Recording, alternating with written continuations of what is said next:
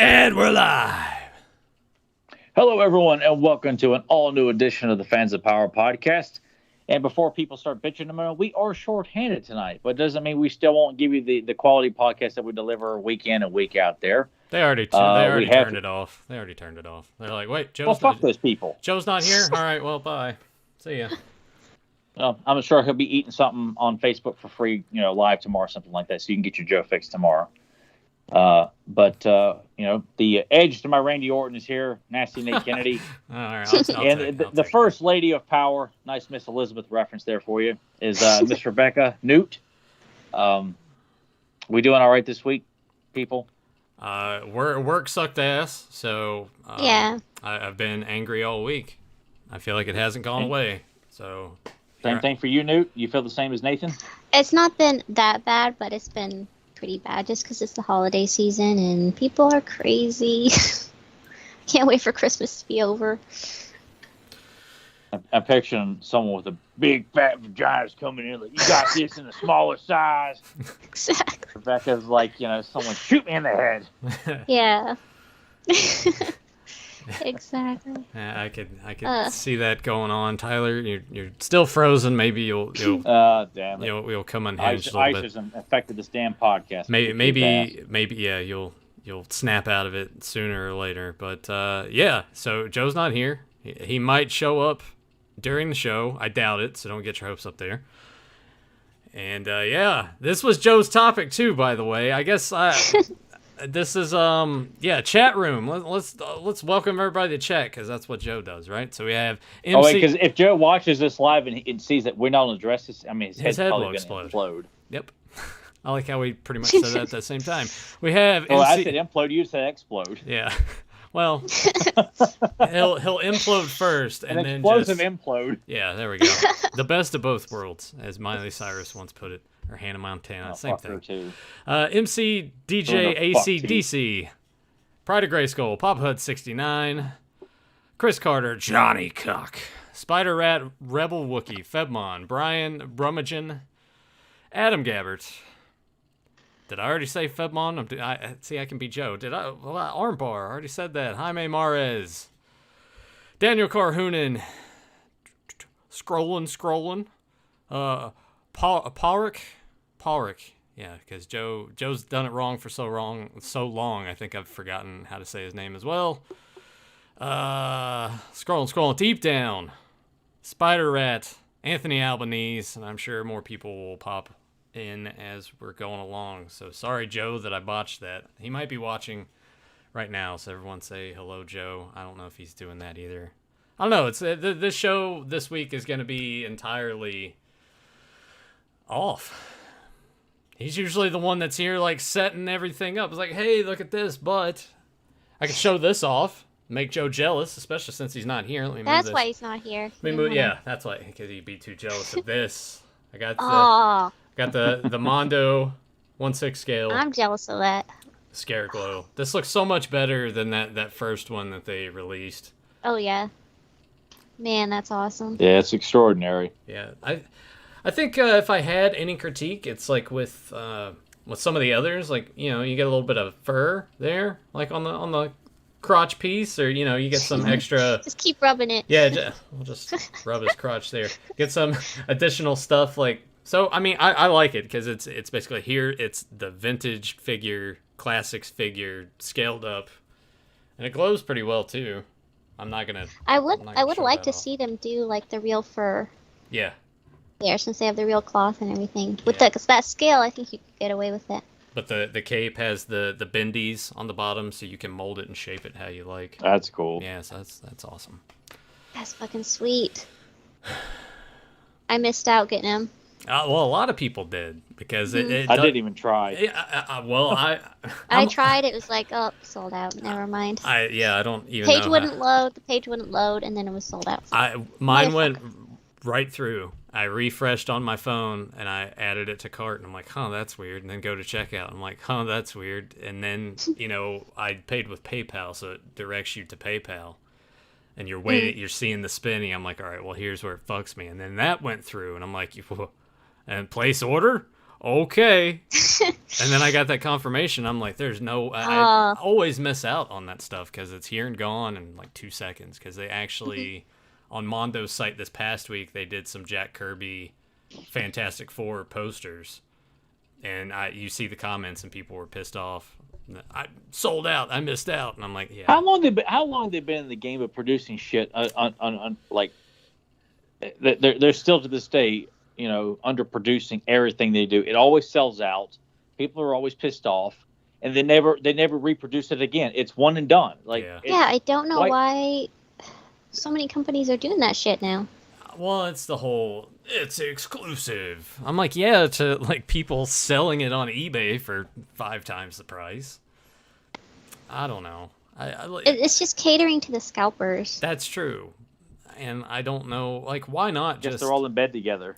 Well, just do something like Super 7 does. And just be like, hey, we're going to have a pre-order window up for... And they don't even have to do it for a month, like Super 7. You just be like, here's a pre-order for a week.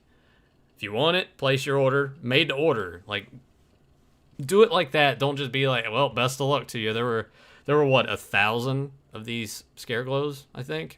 Or something. It wasn't a lot. Maybe 5,000, 2,000. I can't remember the number. I don't know if it's on the box at all. But yeah, I'm not sure how many there were. Were all the others that underproduced too? I don't think so. I don't think so either because Big Bad had Man at Arms. Clearly, Mondo is underestimating the fan community for He-Man. Like, but then again, too, Scareglow all of a sudden, like the last 4 or 5 years, has become like this juggernaut favorite all of a sudden. As like I'm not sure where that came from. We can blame Joe and John Itis and all those guys that have their Facebook groups praising Scareglow and doing all their like again and again and again. Yeah, and doing all their... just like, wow, I never heard of this character. I'm a fan now. Like, no, you're not. Yeah. Don't you just hate that when people just like you want people to be encouraged to become fans of stuff, but when they immediately label themselves, oh my God, I'm a Deadpool fan because I saw the movie. I'm like, no, you're not. You just saw something and you like it. Don't run around. They're what I call bandwagon nerds. Oh my God, they're probably the worst. Like I would rather deal with people like pompous nerds, like ones that clearly know their shit. No, but they're very egotistical about that. Because then you run into those assholes like that guy at KB, and just be like, "This was Ultimate Warrior's finish." Like, yeah, but he didn't know anything though. That's the thing. I'm talking about someone who knows their shit, and they know their shit, not someone who thinks they know their shit and they're an asshole for it. That guy was just an idiot anyway.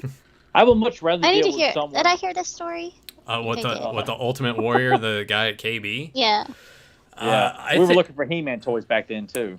Yeah, we were looking for the 2000 X line. The 2000 X line was out, and that's when we were going to KB like every weekend. It's like gotta go to the mall. Every weekend we go to KB, Walmart, Target, Best Buy. All those places. Movies and toys. That's all it was. Every Saturday. That's all it was. And there was should have been there. There was this guy that was working at KB. And I don't know how we got on the subject of wrestling. I think it was pretty much he saw things that we were looking for. Oh, what else are you guys into? And we told him. I don't know how it came up, but yeah, he was like, the Ultimate Warrior's finish is the Gorilla Press. And I was like, no, it's not. I'm like, that's the setup for the Splash. The Splash is his finish, where he runs the road. He does the Gorilla Press. Dude hits the mat, bounces off the rope, runs, Splash, 1, 2, 3. No, it's not. It's the Gorilla Press. I'm like, dude. Oh, God. No, come on. I know exactly what kind of people you're talking about. But we didn't have the technology back then to be like, let me pull up YouTube. Hey, check this out. You're wrong. So you couldn't.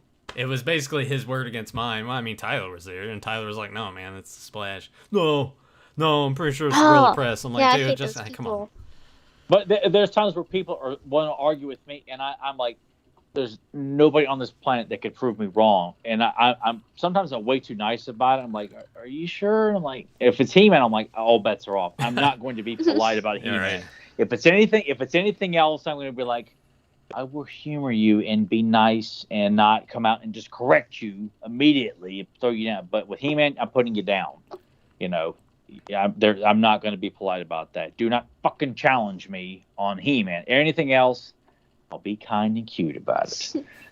But I just, I ran into somebody at Target too who years ago who wanted to argue over a title for a Bruce Lee movie, and we were both right, but he was telling me I was wrong. Yeah, you remember that story, Nathan? Yeah, it's the one where you were saying the English, like the Western title, and he was going by the original title. The Asian title, and he went at. All I knew was Return of the Dragon, the one where he fights Chuck Norris, and I said, "Well, I've always done," and he's like, "No, you're wrong." And I thought. And that pompous ass still works there. If you saw the guy, he's got like the long traditional, I live in my basement, long hair. I know who you're talking about. He's the one. Yeah. He sees my T-shirts all the time, so I like your shirt. I'm like, thanks, man. And I've had figures in my hand, and he's like, yeah, I was gonna pick that up if no one else was gonna buy it today. I'm like, well, you're shit out of luck, aren't you? Because I'm about to walk out of this motherfucker. Well, now that you know that, I want you to really stick it to him when you see that prick. Just be like, hey, he was talking about the Western version of the title, you piece of shit. You remember that? You remember? How long ago was that? Fedmon in the chat was saying that, asking about the windows, it's the way Sky. I'm not doing it how I used to do because I like the sync issues with the audio better. We're not overlapping each other as much, so I can't change how these cameras look on the screen. Trust me, I don't want. Because Joe's gone. Yeah, it's because Joe's not here. If Joe was here, we would all be even. We would all have even squares, but So send your hate mail and angry messages and negative feedback to Joe on Facebook, email, YouTube. Just bombard him. As long as you're mentioning him and giving him attention, he's okay with it. Right. But yeah, I don't like being the bigger window on here. If anything, I would prefer to just like. Who is the bigger window on here right now? I am. The host is always going to be the bigger window. Yeah. When I have to insert myself in, and there's three people. Compensate for something there. Yeah. my dick is small. Yeah. Your dick's just big. Was that from Little Caesars too? Making fun of the guy who thought he was all thug life, like putting his dick in the cheese and saying, "My dick's just big." Yeah, don't eat that. They put their dick in the cheese. But I do want to say that is where that came from. I can't remember. Was it that guy or was it something else? I think so. We were just making fun of some guy who thought he was like all thug life, what Joe pretends to be, like macking on some girl in the Little Caesars while we're just trying to get an order, and he's just like, yeah, man, doing the whole thing, hat off to the side, belt buckles hanging way off over here, and Nathan's just like, he's back there rubbing his dick in the cheese probably, and telling the girl, my dick's just big, baby. And we just kept rolling on with that the rest of the night. We're like watching shitty horror movies, playing SmackDown on PlayStation 2, and just making fun of this guy who thought he was cool as shit. Put the dick in the cheese. Yeah, it's probably like that later that night. That girl, he's like, "Oh yeah, baby, I told you it was that big." See, it's weird because Tyler's frozen, so you just hear the noises. Well, I'm really trying to hammer in that effect. People, you can take up for what do you think that sound effect sounds like? Oh Jesus. That's why they call it fapping for a reason, right? Do you ever think about how? Well, I guess it's best not to think about sometimes what people do to other people's food at fast food restaurants and the like. Sometimes I worry about that. Yeah, me too. That's why don't be that person that sends your food back with an attitude like you're so much better than the waiter or waitress. You got that look on your face where you're getting pubes and probably some other bodily fluid in your food there, whatever it is. That ain't ranch dressing on there. Yeah, just watch the movie Waiting. I'll kind of give you a good idea of how not to. I've seen that one. What? That is a genuinely good movie. Yeah, it's pretty good. Hey, look at my dick. Yeah, her and John Boy would like it. I can tell. Like they would definitely like it. Yeah, I think they'd dig it too. And it had even though it has got one of the shittiest DVD covers I've ever seen in my life. That is one of the worst Photoshop jobs I've ever seen for any DVD cover. Some movies are like that. You're like, who the fuck is getting paid for this shit? Well, that was in the middle of that whole renaissance in the early to mid 2000s where it's like. We're not doing the painted shit anymore. We're not making it enticing. It's floating heads all over the place. So it's like we're going to put Ryan Reynolds' head on a random weird body. We'll put Anna Faris on some other random body. They were so bad in that time period. And it's like 8 people on the DVD cover with all fake bodies. There's heads all over the place with somebody else's body. I'm like, who the fuck fell asleep on the job on this one? Well, it's embarrassment to having the collection just because the cover looks so bad, even though the movie's a lot of fun. Well, they continue to do that, and as physical media gradually starts dying off, like the care put into that is, I mean, bonus features, that seems like a thing of the past, except for you get like Criterion. God bless Shout Factory, because they Shout Factory deliver the goods on that. Shout Factory, Criterion, and now Tyler, you may not have heard of it, but Vinegar Syndrome. No. I actually bought this Blu-ray. It's like this shitty, corny ass movie called New York Ninja. But oh boy, they came, sounds awesome. They came across the film, but there was no audio to it. So what they did was they edited together a movie and then brought in people like Don the Dragon Wilson, Cynthia Rothrock to dub over the voices and added all this audio to it. And there's bonus features about the making of the movie. It hasn't come in yet. I just read the review, and Red Letter Media's got a review of it right now. And I'm like, that's the kind of shit that I'm into. I like shit like that. Like, give me this obscure, weird stuff and things that they've had to work around to make it something special. Put a bunch of shit on a disc, put it out there. I miss stuff like that. I wish it wasn't just, well, here's a trailer. Here's like a 3-minute featurette of Samuel L. Jackson being like, yeah, I did that movie and I got paid for it. Thanks. The end, you know? Put more effort in that if that's all you're going to get, then don't bother. Don't bother. Yeah. So did the DVD to that movie you got, does it have like making of like them putting it together? Because I really want to see it. Okay, awesome. Yeah, that's the whole thing about it is here's how we did this. I'm like, I can't wait to watch the movie and then watch that. I don't know. I want to watch it now too. Yeah. How much did you pay for the DVD? Well, that's the problem with in that. So it was, I want to say it was $30-some, but with shipping it ended up being $40. But hey, man, $40 for a Blu-ray disc that's got something that's actually interesting, as opposed to Paul Rick asking me if I picked up Halloween Kills on Blu-ray, which they're going to charge $20 to $25 for. The film's going to be a piece of shit. Well, the film is a piece of shit. And then the special features on it, it'll probably be nothing. It'll be like don't they interview Joe for the documentary? They probably do. It's the only fan of that. You're gonna love it. Yeah. They gave him a free candy bar, and I was like, "Sure, I'll do it." Yeah. Sir, we know you like the movie. Here's a whatchamacallit. Sit in front of this camera and talk about it, and it'll be Joe, and he'll go under a different name, no mask. Probably disguise his voice. He'll do his trick or treating voice. He'll talk like a little kid or something. The other disappointing thing about Joe not being here is he bought a jar of Alfredo sauce, and he was going to drink it during the show.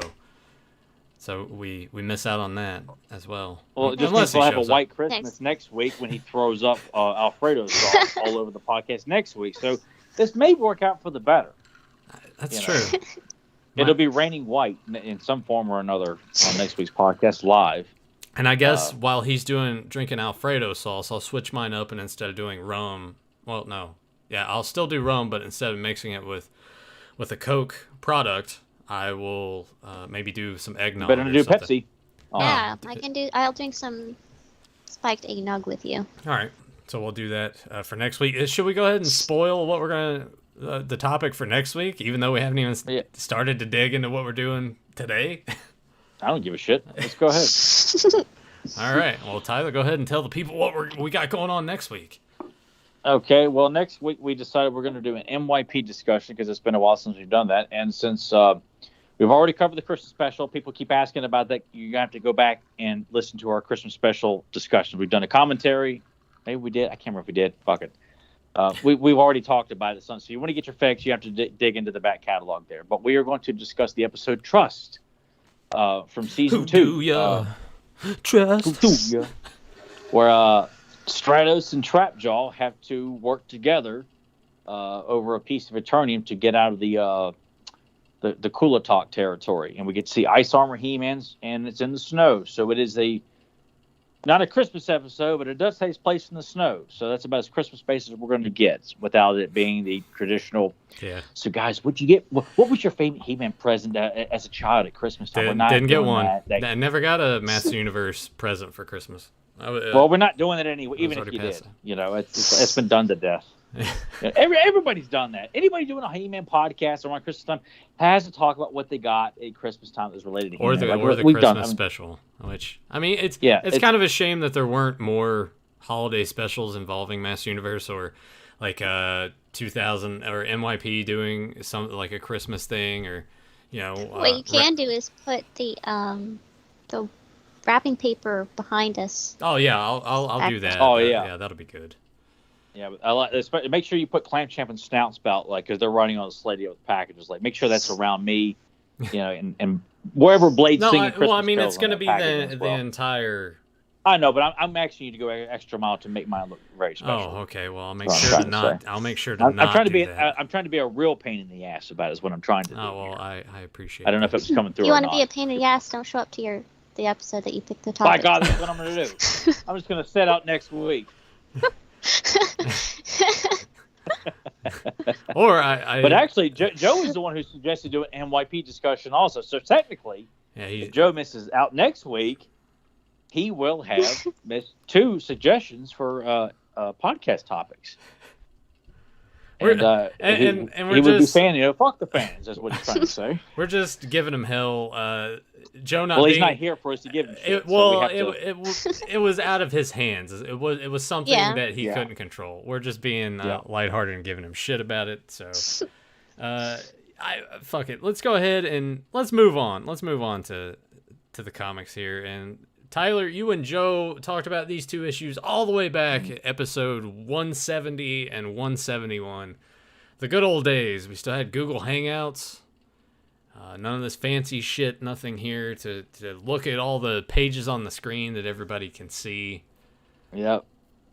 And just a different time. I think I want to say we were doing Beyond Retro at that point, because if you think about episode 170, 171, that would have been roughly 135 episodes ago. So you break that down. That would have been 3 years ago. So I was definitely... Okay, I was definitely around. Actually, I was on those episodes, but when you guys started talking about the comics, I'm like, well, I'm gonna bounce out for a while, and then I just have to go take a shit. Come back. Yeah, just turn my camera off. Walk to the kitchen, get something to eat. Walk back in and look at the computer. Okay, nothing's on fire. I'll go back and do this. But this these 2 comics, pretty interesting. I think. Dare say, this should have been the way, or should have been a route that I would have taken Revelation. Maybe take more from this as opposed to trying to do your own thing of. But we know those.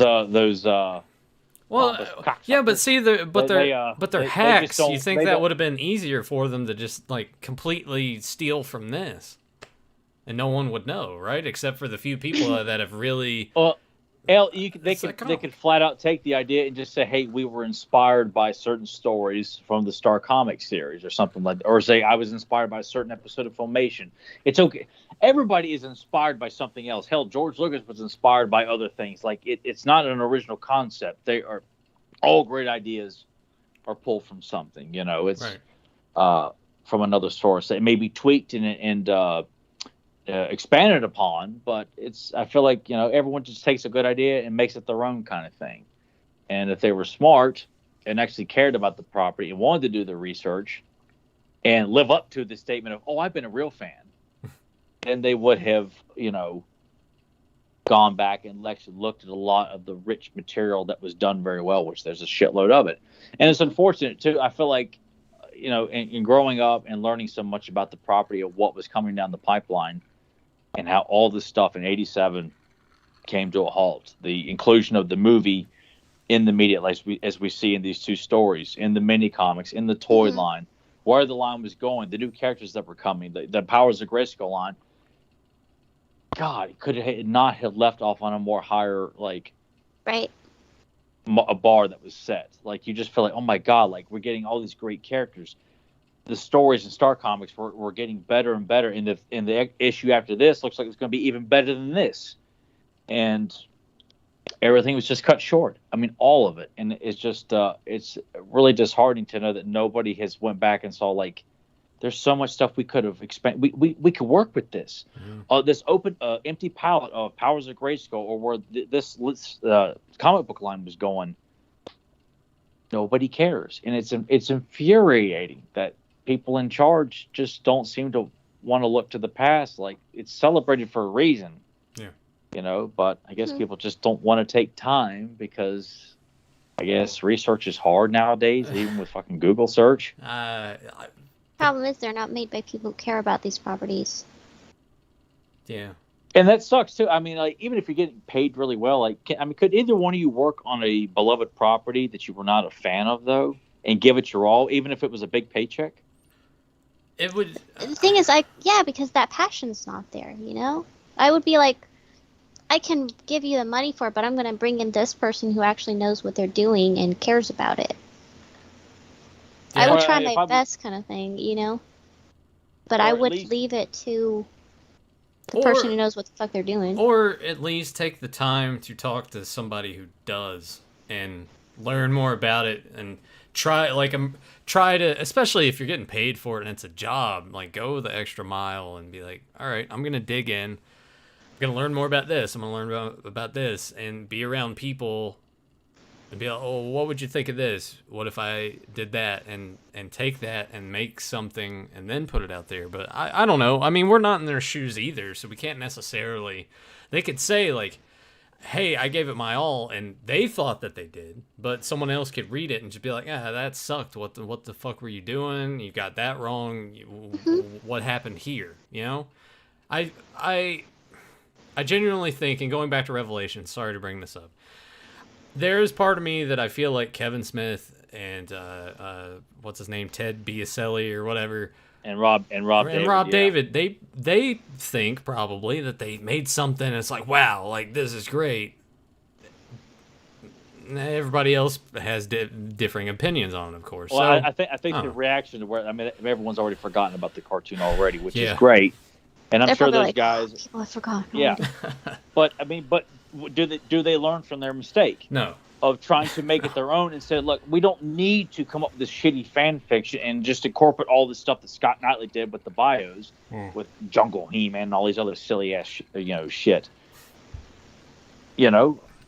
Probably not. I don't expect any of these guys to learn the lesson from the lack of positive feedback. They'll probably just keep going forward with another reincarnation that no one's going to give a shit about, just like the CGI cartoon no one gives a damn about. It's unfortunate. Which I actually preferred overall. The CGI, I didn't watch it, but it seems less offensive than Revelation. Because it's not trying to be. They're upfront that this is very different. Completely it's not different. For Yeah. So as to where this one, they're like, hey, this is for you guys. We made it just the way you like it. Yeah, and that's where you go wrong with that. But for this. Newt, do you own any of the Star Marvel comic run? I know Tyler owns a few. I do not. You own none. Tyler, how many do you have? I've read them all online, but I do not own them. And I think that's because I'm like, oh, it's right there. I'm not going to spend my money on it, kind of thing.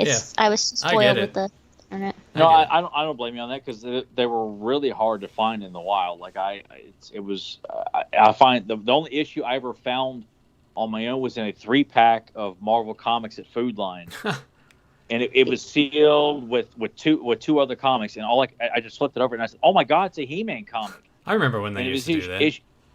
Yeah, and it was like a blind buy. You get two comics and one free, which you didn't know what it was, and that blew my mind. And I just went back and read it over and over and over again. I have most of the series, but I don't have these 2 issues. I don't have issue. The one with Hordak and He-Man have amnesia and team up. That's that's a good one. I can't remember if it's 11. Issue 11. That's the only one that I'm. Issue 11 is the only one that I'm missing now. I went on a eBay run like a couple months back. I want to say it was, and because I had. As a kid, I had issue 1 and issue 13 because my dad back then was a stickler for got to have the first issue of something and got to have the last issue of something if you can help it. So I had first and last, missing everything in between. But right now, all I'm missing is 11, which, now that I think about it, maybe I'll do this sometime within the next couple weeks. I have 2 extra copies of issue 1, which, Newt, since you don't have any, I can send you. That'd be a perfect start. Thank you. I've been meaning to collect them. They're on my list of things to start collecting. I will send you issue 1, and then the other copy of it I can give away on the show somehow. I'll figure out something. Yeah, we'll do a trivia question, or they got to answer. I don't know. We'll figure something. Well, yeah, either that or save it for like another. Trivia. Maybe we'll save it for next week. We're doing we'll give away a present on next week's Christmas podcast. present. There we go. There's a present for a fan on the podcast next week. Okay. We'll do that, but just don't get your hopes up on me mailing it in a timely fashion, because I'm really bad about getting up early enough to make it to the post office. If Joe was sending it, so you will get it quicker than if Joe was mailing it. That is true. So we'll do that. Actually, I should double check really quick and be like, all right, I do have 2. And actually, I need to get. I guess it would be the first issue of the DC run, because I got 2 and 3 but don't have issue 1. Those were also from childhood, which I need to put boards on these. These don't have boards on them, Tyler. Look at that. I'm a savage. I know, you savage, dude. And having this shit. Yep, so there's 1 copy. I think that's the one from a kid. There's that bonus issue there, and then I think the other one is in behind issue 12 here. So I got the extra issue number 1, so we'll give that away and do something with that. But in regards to this, story wise, I do have a couple of issues with it. One main one in particular, and that pertains to issue 13. But let's go ahead and start with issue 12. And the basic story is Adam he's like, I don't want to be He-Man anymore. My dad doesn't. He thinks I'm a loser because I'm always disappearing. I'm always doing all this. There's no time. Like I'm giving it up. A deep dive into that whole scenario of him wanting to be appreciated as Adam. Yeah. In comic book form, essentially, with heavy ramifications. And he's telling Duncan all this, and Duncan's like, I don't know. And as soon as he's walking away, he's made up his mind. Skeletor's there, and there's a spaz, whatever you want to call it. He's like, here, I have this machine that's gonna do this, and Adam throws his power sword into it. All of it explodes. The power sword's gone, and it turns out that the sword has gone 30 years into the future. So he's got to go into the future 30 years, which I like. But the problem that starts to arise for me is when you do the whole time travel thing, it's a very tricky storytelling scenario. So he runs into himself 30 years later that has facial hair. And I'm like, well, whatever. Because you're both here. So if something happens to this one, then you wouldn't exist anymore, right? Or is it because it's in the future, he would still just die 30 years into the future? That's where it gets confusing to me. Did that bother either of you? Are you talking about the events in issue 13 where He-Man and Skeletor clash, the castle collapses? Yeah, I mean, we really jumped ahead on that. I guess... Well, I mean, just the whole idea of time traveling and the whole... You think they should have been more like Back to the Future? It's like, don't encounter yourself. I think that should have been... That's when I feel like you start, and that's why I have such a hard time trying to enjoy the time traveling story in Back to the Future, is because there's nothing fun about it. This is like, okay, just go into the future and stop the shit, and that is it. Like, there's no repercussions with him encountering himself, and that's an awesome scene where he like grabs himself by the neck, and it's like, God, future Adam's a badass. Not that he's not a badass in his present time. I mean, I'm sure Newt probably liked Prince Adam with the facial hair there, didn't you? Like with the goatee.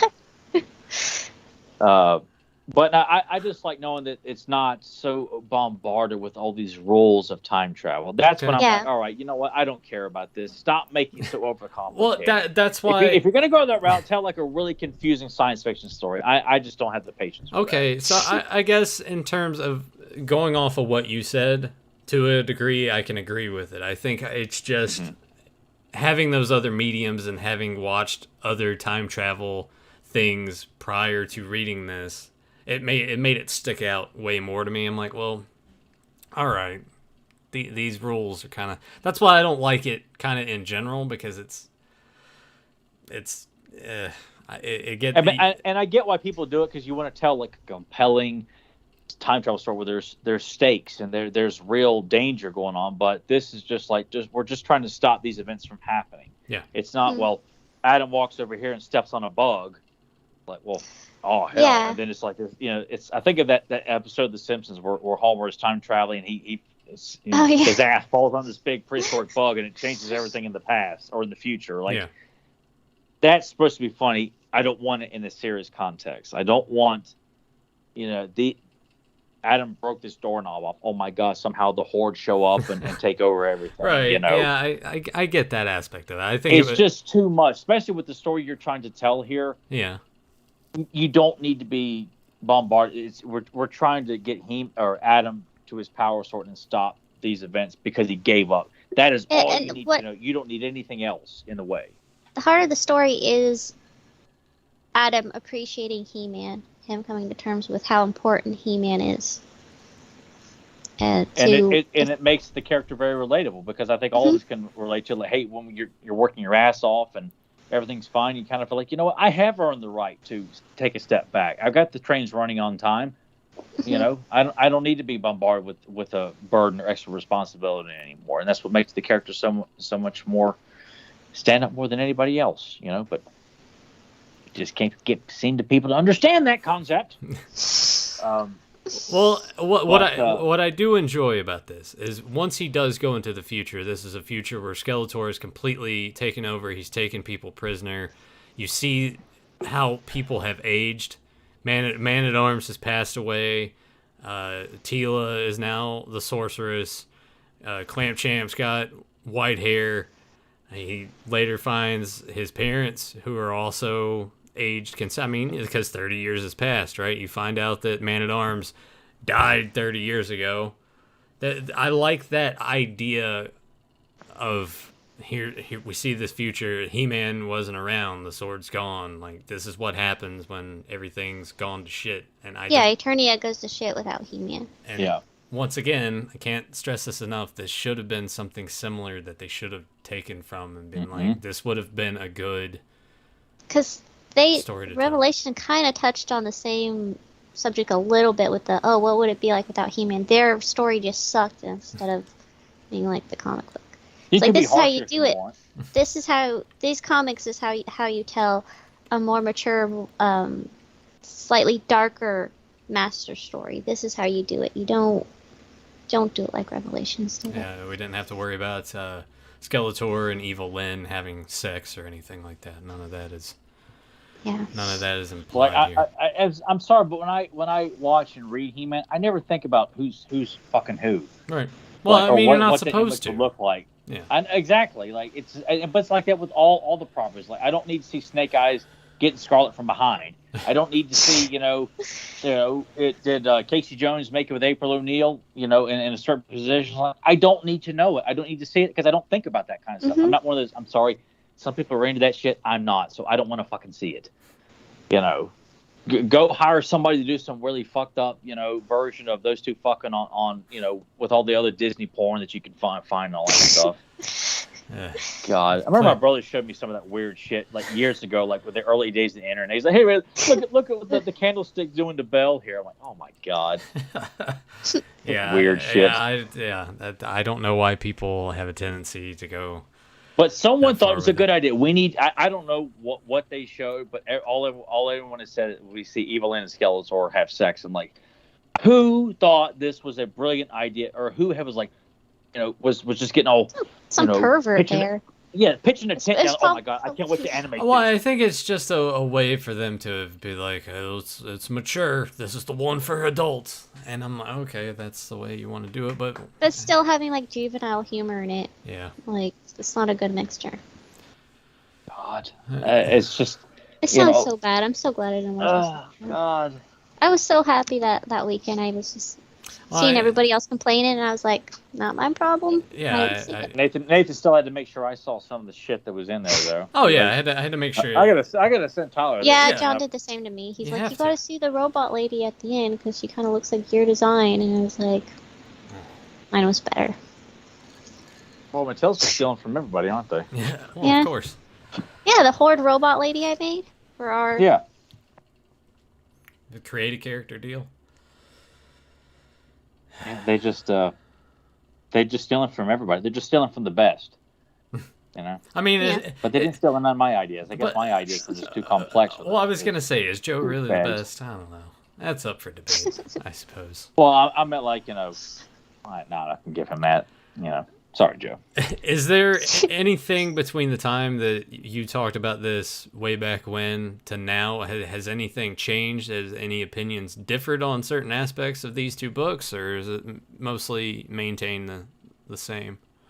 It's still the same. I mean, they're enjoyable stories. I was often more fascinated with knowing that the movie motif was used. Mm-hmm.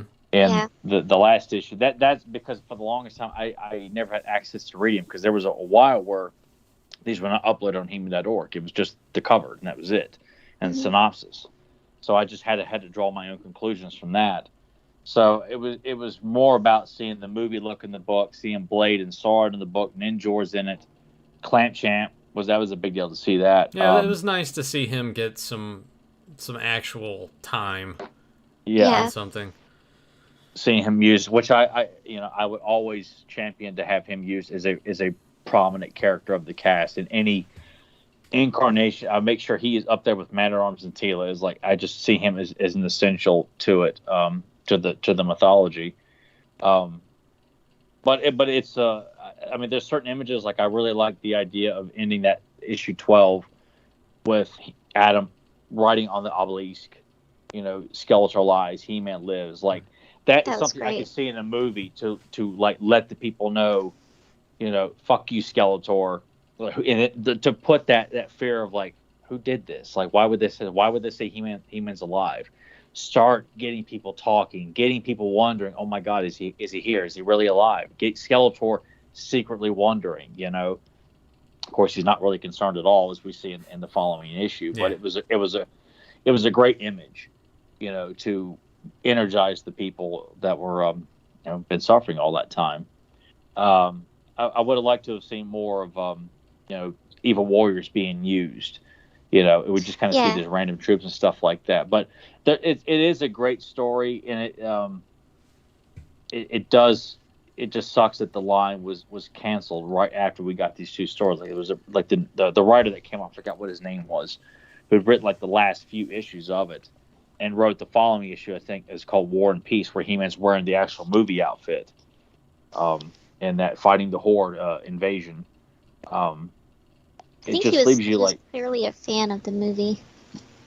Oh, that and well, see, that's one of those things too, where it's another one of those unanswered questions.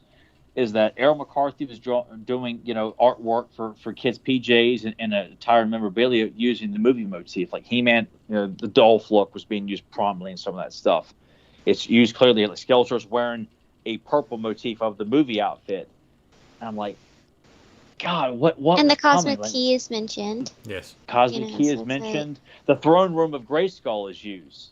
Like you see the long walkway in the throne room with the pillars behind, the hieroglyphics, and the language, as William Stout said, not hieroglyphics, but just so much inspiration pulled from the movie. And even for people who don't like the movie, it's not like in your face full on movie. It's just taking characters and slight motion. Hell, Eva Lynn is still wearing her classic look in yellow skin, which is my favorite. I just love seeing it still use the yellow skin Eva Lynn. But no, I still say it's the best of the Star Comics. I mean, the bar wasn't set that high. They were fun stories, but it just shows you there's so much potential with these characters that it doesn't have to be, who am I kidding? People just need to stop being lazy and take the time to actually watch and read all this material from these comics, the mini comics, the Filmation series of both He-Man and She-Ra. Stop listening to the masses because they're too fucking lazy to watch and read anything. It's more fun to make fun of shit when I got no use for you, period. you're missing out. You're doing yourself a disservice by not enriching your fanboy or fangirl mentality of introducing yourself to these unbelievable heroes and villains that, if treated in the right way, can be just as compelling as your great Spider-Man, Batman, or Superman story. You know, they could reach the same levels of, oh my God, like this is pretty damn deep. But you got to be willing to open your eyes up to it. You can't just, dog pile in and be who says there's a bandwagon nerds who just want to say, oh, the cool thing to do is shit on He-Man. God, line them up all in a room. Put them in a room with me. I mean, and lock the damn door. Because only one is coming out of that room. And it won't be Tyler. Oh, yeah. Yeah. So, Newt, was this the first time that you've read these issues, or have you definitely gone back and over again? I went back to it, but no, I read them when they were uploaded on He-Man.org. I remember being really excited whenever they finally got around to uploading those. I was like, they have all of them? I don't know why they haven't released like a book. Dark Horse hasn't released a book of these yet. Well, I'm sure there's some kind of rights bullshit and things. Or Rob David decides, I don't like them. They're too good. Not to do it. Yeah. Well, there's got to be some. Well, wouldn't it mostly be because they make my shitty stories look bad? The license is with DC to use that name, like so Marvel couldn't put anything out. Maybe I know everything's so messed up with the rights. Because it makes me wonder why Marvel doesn't put the G.I. Joe classic books on their Marvel Unlimited. But I think it's what Devils do. I can't remember who's got the rights for G.I. Joe right now, but they, Marvel doesn't put out everything that they put out in the 80s. So they don't have He-Man. They don't have. I've heard those G.I. Joe comics are really good. Oh, they're wonderful, and they're all serious, and the artwork is good, and damn near all of them too. John showed me some of them, and I'm like, he's just telling me about it. I'm like, that sounds really fucking awesome. Oh my God! Around I think 89 or 90, they kill off like certain key members of the cast, and they stay dead. Like, I mean, they're gone. There is no bringing people back. Like it's pretty much said they exist in the same universe as Spider-Man and all that stuff too. But I mean, there are ramifications. People do die, and I mean, it's awesome. And Larry Hama wrote all the books in the 90s. He wrote every single issue. I'd say 97% of the books are all drawn very well. Like, there's a few in the 90s that are drawn they look like absolute shit. But for the most part, they're all well done. All the characters, male, female, hero, evil. I mean, they're all well-written characters. I mean, it's an unbelievably well-done comic book series. I strongly suggest reading that series. So damn good, especially when I know when they do the Snake Eyes, we're like, oh my God. Well, I can buy the fact they're not going to have them set in Vietnam, that they were buddies in Vietnam, but fuck that. They're not going to do that. They're not going to do anything close to that. They're not going to have, it's just, oh my God. I talked to two people who've seen it, and they confirmed it was even worse than I thought. They're the only two that saw it. Yeah, and I'm like, well, I hate that you even wasted your time, even whether it was for free or not. You still wasted an hour and a half to 2 hours of your life watching this piece of shit. Because Lorenzo de Bonaventura wanted to change things up. What a prick! God, they always do that. They always said, I was like, I want to change things up. Who made you the fucking Messiah? It's like, then make your own fucking project. God damn. No, John. Oh, no. I was like, John, we can go watch that at my movie theater. He's like, I don't even want to watch it for free. He's like, you can pay me to watch that turd. Absolutely not. I would. You could pay me to stop people from seeing it. I think if it's, I'm gonna do that for free. Actually, what am I talking about? I think if it pops up anywhere like a Netflix or don't like man, on Stars or something, I'll get drunk and sit down and check it out. Be like, let's see just how bad this really is. Oh God! What a piece of shit. Then I'm gonna get 12 messages all through the night, and Nathan saying, "Oh my God, this fucking sucks. I shouldn't have watched it. Why did I watch this?" I mean, probably. Emily's telling me she's gonna move out. Yeah.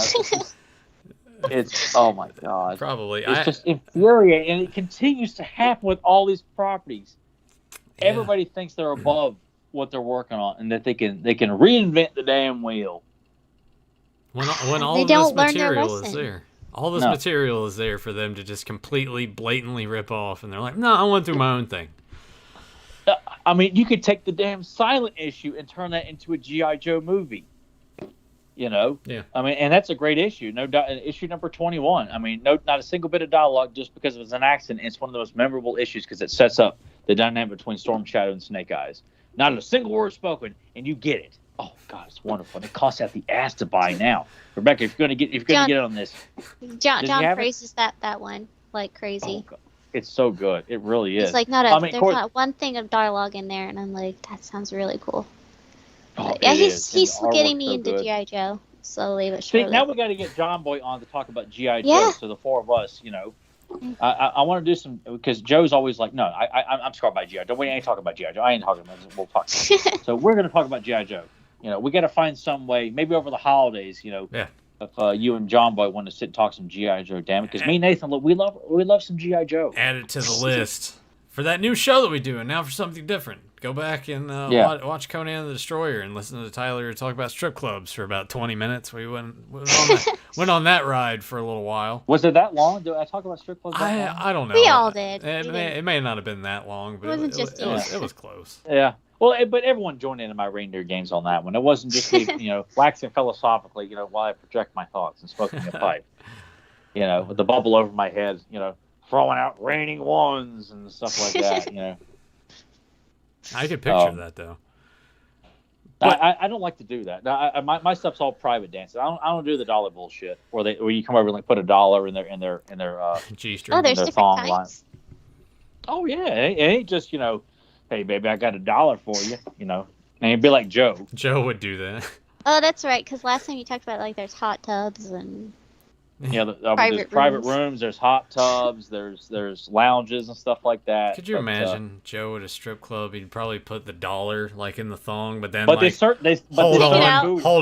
like, it while she's trying to pull away, and he's like, "No, she's like, damn it!" Joe and his stripper struggling over a doll. Joe's thinking, "Oh my God, that Dollar Tree's open till midnight tonight." Oh my God, what have I done? Holiday hours. And then he's like, "Oh my God!" Like they serve steak and eggs on the menu, you know. Because I couldn't imagine going to a strip club and buying food, but that's a big deal. Yeah, and, supposedly that is a thing. Because there's an episode. And I could see Joe going there and ignoring all the women there. Just going to the food. Yeah. Just going to the food, like he's like that fat guy, Naked Gun 33 in the third, when he's eating all that dirt and he's not breathing, just like a pig eating. I could see Joe just eating all that, you know, strip club food, and girls are just trying to, you know, get his attention. He just like smacking them away, or they lean over, try to maybe grab a fry, and he takes a fork and stabs their hand with it. No, it's mine. Oh, he's not even speaking or breathing. He's just engulfing and inhaling. Yeah, you know? He's not even speaking English anymore. It's just like animalistic. It's just grunting. Yeah. Like when the boys are hitting puberty in South Park and they see Baby's little raisins. Yeah. But they don't know why. Turns into a caveman. You know what I'm talking about, Rebecca? Yeah. You know the episode? Yeah. Yeah. Baby and her little nubs there. Oh my God. Or the Raisins Girls, which the middle school version of Hooters. Yeah, see, back in the Raisins. Yeah, see, I picture when Tyler was talking about going to all that Tyler's very similar to Butters, where Butters is like, oh, she's in love with me. And that's what. Oh God. All right. Hey, I've gotten a phone number from a Hooters waitress who was a calendar girl, and I didn't ask for it. Really? Yes, that's a true story. But I didn't mean to sound shocked there. Like, no, it's okay to be. I kind of am. I'm just like, I've heard of Hooters waitresses getting, like, ask for their phone numbers, but giving them out, like. When was this? Well, it's impressive. It was back in 2000. It was probably, like, early 2010, I think. We took Jordan down for his birthday. And the waitress, she wasn't even our waitress, but she saw me and sent our waitress over, like, what my name was, and that was just like, wow. Because they're there to flirt to get tips. It's not something that happens there. So, needless to say, I was driving home on a cloud that night. And you didn't call. Was she cute? Did you call her back? No, we went out. Yeah. Oh, okay. Oh, cool. Yeah. So, okay, what happened there then? It fell flat after the first day. It was a like I met her when she got off work, which was really late at night.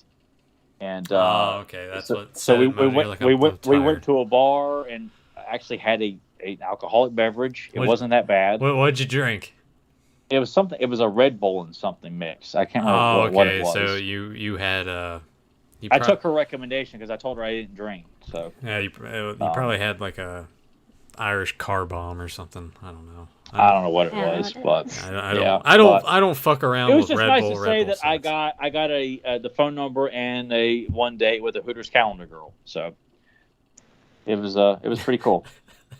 I just put it on my put it on your resume. Yeah, my resume of accomplishments there. It's like I have been out. No. I'm saying like you decide finally. You're like, you know what? I'm gonna leave this job. You just put that on your resume. You're like, went out on a date with Hooters calendar girl. Early 2010s. I don't remember. Yeah, and she asked me. She gave me her number. Like I didn't ask for it. Hey, make sure you put that in all caps. I didn't ask for it either. And that's on my name tag. Like my name tag, my credentials on my business card. That's gonna be on his tombstone. Oh my by God, I love this man. Yeah, so that was a proud moment for me, I thought. And I saw her in the calendar too, so there was no bullshit. So I'm like, oh my God. So you probably have a picture of that. It's like, this is her. No, actually, I didn't have a calendar of it. I think it was like she told me about it, and then I saw the pictures of it. So I'm like, okay. Yeah, so don't they have them hanging up in Hooters? You know what? I thought they did. Now, after the show, I'm gonna have to do a Google search for like. There were the actual photo shoot pictures of her. Hooters calendar. Hooters calendar girl, 2010 or something. I don't know if it was 20 because she had darker brownish blonde hair, but in the calendar she had much more like. So it could have been 2009. More blonde. Could have been, yeah. Or could have been any other years before. She didn't really specify that it was something super recent, right? Yeah, but probably within the last couple of years, probably. All right, well, I'll see if any of that exists, and you can be like, "That's her," and I'd be like, "No, it's not. You're a liar." That's over. What we're talking almost 12 years ago. Yeah. Almost. Ugh. Time's going by fast. Do you want to talk about this comic anymore? I know we kind of went off the rails a little bit. I like that we go off the rails, though. It's so fun. When Joe's away, the mice will play. So this is true. Yeah, Joe's not here to be like, okay, enough of you guys. Oh yeah, where he just sits there with his arms crossed, like, oh my God. Falling asleep. You tell some heartfelt story, and he's like, oh, okay, back to the chat. Yeah. Yeah. So Fedmon said this about like, okay, what a transition. Am I blurry to anybody else? And then Joe's just like, my hands smell like sandwiches. Oh, they smell like ham or ass. That's what Emily does all the time. If we go somewhere and it's got like onions on it, even like if we forget to say no onions on a sandwich or whatever, and she gets it and she eats it, and she's like, my hands smell like sandwiches. and then she's like putting her fingers in your face. Here, smell. No, she doesn't do that. She just goes and washes her hands, and she's like, they still smell like sandwiches. I'm like, it's like, don't be touching me. It's gonna be okay. You were like Dave Chappelle, half-baked. Get away from me, bitch. That's the only movie about pot smoking I think is funny as hell. Yeah. All the rest of them I could give two shits about. Well, it was kind of like the Cheech and Chong aside. I think that was. I never cared for the Cheech and Chong movies. I don't either. Pieces of them, and it's a little too harsh. It's kind of like beating you over the head with it. At least Half Baked That's why I feel like most pot jokes are. It's just like, we get it. You're smoking and you're high and you got the munchies. Can we move on now? Yeah, but at least you got the talent of Dave Chappelle and Kenny's buttholes in constant jeopardy in prison. Like it's more than just oh man, puffing the Chiba. Like, all right, he said Chiba. Hey girl, you hungry? Oh, I was talking to the horse. That's another movie. I don't know what you got. You gotta watch Half Baked. Damn it, man. You gotta watch Half Baked. Fluid stuff. So basically, it's called Half Baked. It came out in the mid '90s. Dave Chappelle stars in it. It's got Jim Brewer. He was on Saturday Night Live. Yeah, I never cared much for him, but he was funny as the Goat Boy sometimes. Sometimes. But he's a real piece of shit now, though. But anyway, well, it's true. But Oh, essentially, it's just him and his friends. They just get high all the time, and one of their friends is like, "Hey, I'm gonna make run to get food. A convenience store run. You guys want anything?" It's like, yeah. I won't do the quote from that. So he gets the list. He goes to the store. He has all kinds of stuff, and there's a police horse because this is in New York, and they have like police horses in New York, which is kind of cool. I'm sure they have them in other bigger cities too. But he's like, "Hey, girl, you hungry?" And then like this big black lady's walking by, and she like gets real pissed at him. It's like, "No, I was talking to the horse." And he starts just feeding this horse like pizza. He's like, "Oh, you like popcorn, do you? Makes your teeth go pop, pop, pop, pop." Anyway, the horse turns out was a diabetic because then it just like farts and falls over, and then like the cop runs out. It's like, "What have you done?" And it's like that this was Buttercup, and he's like, and then the guy's like, I love butter stuff. I'm a school teacher. I love horses." And then he goes to prison. So then his other friends decide that they're gonna sell weed, raise the money to get him out. But they're in direct competition with like the big weed seller in New York, and it's like they claim you gotta watch it. It's stupid, but it's probably like free on YouTube. I bet it's probably. I see movies somewhere. free on YouTube, and I'm like, what is that movie from the '90s? I've never heard of it. Yeah, and it's she's pulling a Joe on us, man. What's that? I've never heard of it. Hey, but at least she's actually willing to watch this stuff, not just feed us a bunch of bullshit and just like, I watched 18 minutes of it. That counts, right? No. We can depend on her, or at least John Boy, because I'm sure John Boy's there to remind her. Oh no, you got to watch. I'm sure John's seen it. I'm sure he has too. Our dad took us to go see it in theaters. That's awesome. I know, and we're like, watching it too, like, oh, I hope we don't get in trouble. And Dad didn't get mad about any of it. Like, you can't get in trouble. He took you to see it. I know, but like, if we saw if there was ever nudity in a movie, Dad would get all, because he doesn't want us seeing, naked women, at our ages. So you have that worry of that, that's it, we're getting out of here. Why are they going to put this in movies? Oh. And there's like one tit slip in the movie in reference to having sex in the movie. There was no problems. We just enjoyed it. I can imagine when that's happening, you're like looking at your dad, like, "Oh God, are we gonna leave?" Part of me is just like, "Oh my God, oh my God, oh my God, oh my God." I want to see the other titty. Well, see, I couldn't enjoy it for fear of like, get out of here, But I remember like when End of Days came out, and it was rated R, and it was one of those times where Dad's like, he'll take us to go see it. Let me go see how it is first. It's like, all right, there's one sex scene in it. I'll tell you when you guys close your eyes. So that was the compromise. But then we saw this family show up. Wait, End of Days came out in '99, man. You're like, you're like. I was a freshman in high school. Oh my, and you're still having to close your eyes from titties? Oh man. Hey, I didn't have a job. I didn't have any money to go. So pour one out for Tyler. He had to sit there with his dad and cover his eyes watching End of Days in a movie theater I'm when talking he's 15 about, years old. This was just like over my head there. But we still could rent horror movies that had tits in it. We could watch. You had to fast forward though.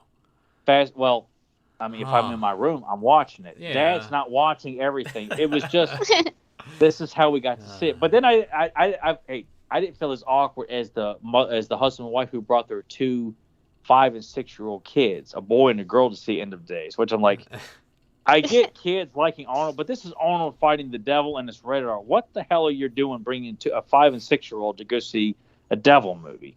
And I'm thinking during that scene where the devil's fucking those 2 girls, and those 2 kids are sitting in the front of the theater with their mom and dad. How did that conversation in the car go that night? Right. So I'm thinking like that. What my experience probably was nothing compared to what those two kids went through. I bet they took it and spun it, and it's like, that's why, like, what they're doing right there, you can't do that until you're way older. Otherwise, it'll be the devil that'll get you. Or something. Yeah. Who knows? See, this is what I did to your mom. Yeah, it could just completely swing the whole other way. It'd be like that. Like the father's like nudging his son there. Hey, son, that's me and your mom there. No, that would be gross. I think that would be more scarring and embarrassing than being 14, 15 years old and still having to cover your eyes when there's titties on the screen because your dad's there with you. It was the compromise you had to make. If I wanted to see it, I had to humor my dad and go along with it. But even though he would buy me tickets for regular movies, I'd go by myself, no problems at all. Yeah. But because he likes just one of those I don't want that in my house kind of thing. But then again, too, we would watch Predator 2. It has that one scene where the Colombian drug dealer is getting it on with his girl in the penthouse. It was Dad didn't freak out over that. There were so many inconsistencies when it came to movies, though. My dad could be so like, "Oh man, this is awesome," and then like, "Oh God," it just. I don't know. We could do a whole podcast talking about and you know what? Maybe weird wild tales of movie watching. Maybe with my dad. Yes. We should. We'll make that another topic. I don't know if people want to sit listen to an hour and a half. Yeah. Well, we can tell different stories too, but we have me hiding under the couch watching horror movies. Yeah. Oh yeah, I guess watching movies that we either were too young to see, shouldn't have seen, or wanted to see, and we did see. God, it makes me think of when I saw Nightmare on Elm Street for the first time. I was in 5th grade. Freaked me out. I was paying the price for that for months after. Months. What it was. I ain't afraid to admit it. That latter half of the movie scared the shit out of me on USA Network on a Sunday. Oh my God. Oh, I was so scared. Well, anyway, anybody got any final thoughts on issues 12 and 13? I'll pull a Joe, and we can get past through the rest of this. Well, that's not awkward enough. You need to make it more awkward, like throwing like a random chat room remark or something. I don't know how. Nobody has to bluntly interrupt people better than Joe. And it not make any sense. It's just he's just I'm surprised he didn't say his asshole's on fire, just to break up our conversation. Like three of us are always having a private conversation. Joe should just fart to get us to stop. At least make it funny. Yeah. Let us know that he's bored. I'm surprised in the amount of time that we've done this, someone hasn't accidentally farted loud enough that it got caught on a microphone. Joe probably is like really silent all the time. Like he's just known as that guy that's always like silent but deadly. Joe Amato. Like he just sits there quietly with the mask, not moving, like he's emotionless, and the people in there are like, oh, choking on his fart. Like, all this food is left on the table. It can't go to waste. So he just does it. It's like chemical warfare to get everyone out of the house so we can eat their food guilt free. Well, you weren't here. I didn't want to throw it away. Cheap bastard. I got a date with Mary Jane. Oh, yeah. Dave Chappelle saying, greedy bastard. Son of a bitch. I think we could just send Newt that clip, because that clip was on YouTube where he goes on the date with Mary Jane and tries to conserve his $8. It has nothing to do with nothing to do with pot smoking. He's just trying to make a date with a girl with $8. Yeah. So you see his amount fluctuates. Yeah, and he reaches we can just send her that, and just she can watch it at leisure, and if she's interested, she's interested. Right. That's what I like to do with people. If I want to talk into something, let me send you a clip. I've one clip, and see if this hooks you. Joe's heading home right now. Be home at 10:40. Oh well, you just missed it, dude. We're getting ready to wrap things up.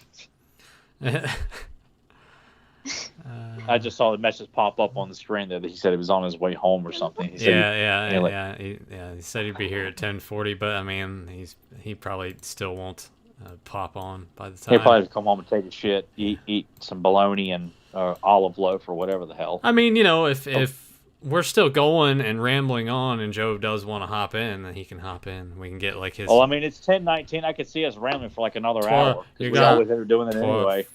59 minutes. 59 minutes.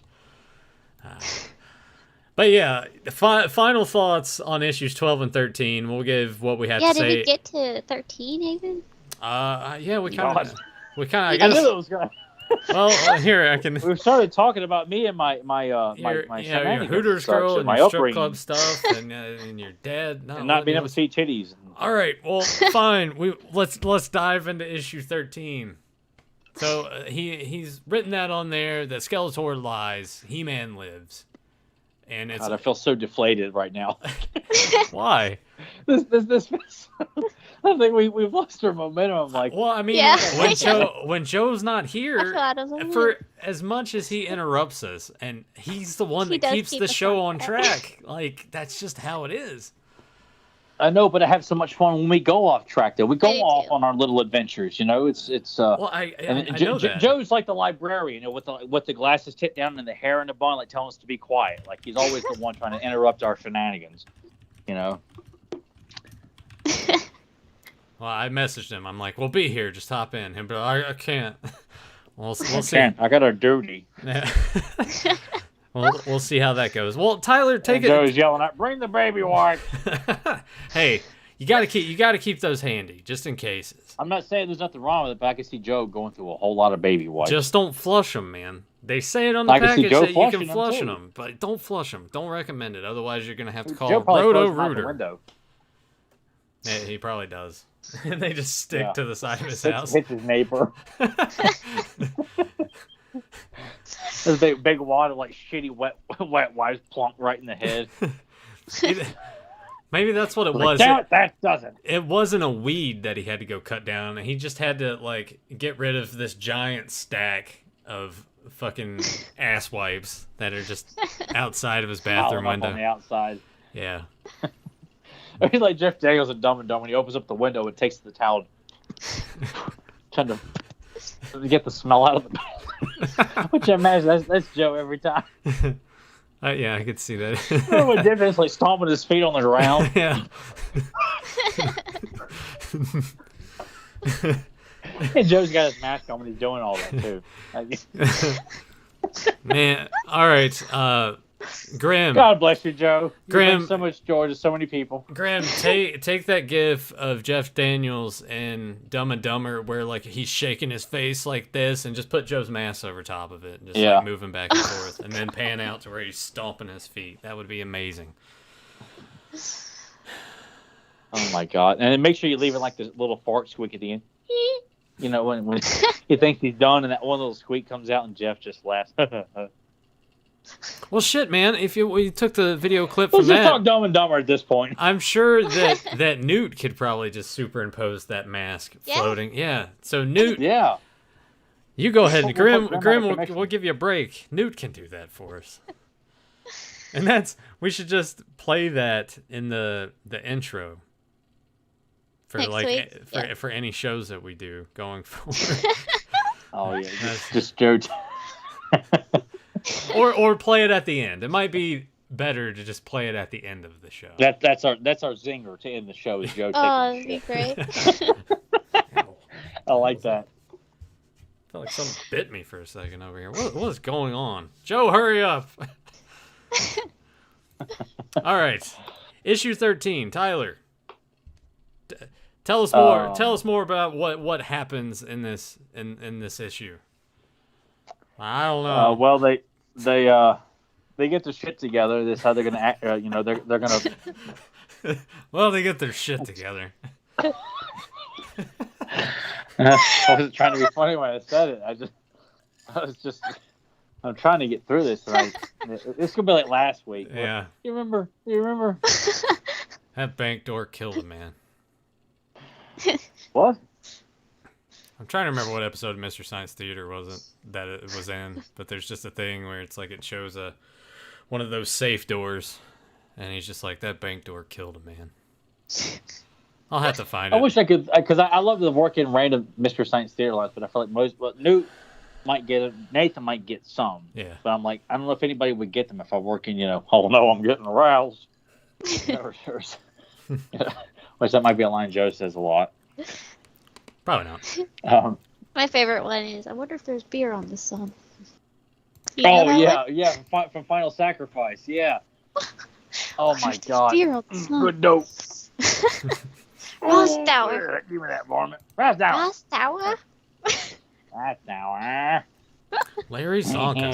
Rostauer saved us. Oh my God, we can just sit and talk Final Sacrifice. Oh my God. Oh dude. man, we got to talk about issue 13. Well, I used to give plasma. You might know me from that. They got their shit together. Yeah, they finally got their shit together. Go to sleep, kid. You're harshing my buzz.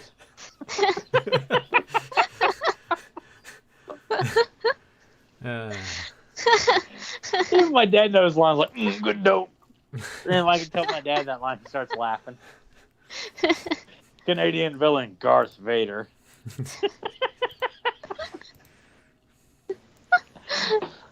Oh my God! I feel like we're half baked actually, now. what's funnier about it is the way that you keep freezing. You're kind of like it's like reading along with the Golden Book. You know, we're hearing the story play along, but we're just staring at a blank page. Do what? You froze up with your eyes. You know, all. This is what I signed up for on Sundays now. It's almost like I can't follow through with any full-on He-Man conversation without us goofing off now. It's like we're sitting in the back of the classroom, passing notes, and throwing paper airplanes, and Joe's up front. I'm talking here, you know. God. You see how well Joe keeps us alive, though. Yeah, he's got his hair in a bun there, Miss Kettlewell or something like that, like the teacher from Child's Play 2. You know, we're just in the back chewing gum. Yeah, so what? You know, shooting spitballs at other people in the class. Yeah, yeah, eating food, not sharing it with Joe. I mean, if I was friends with Joe, I wouldn't share my food with him either.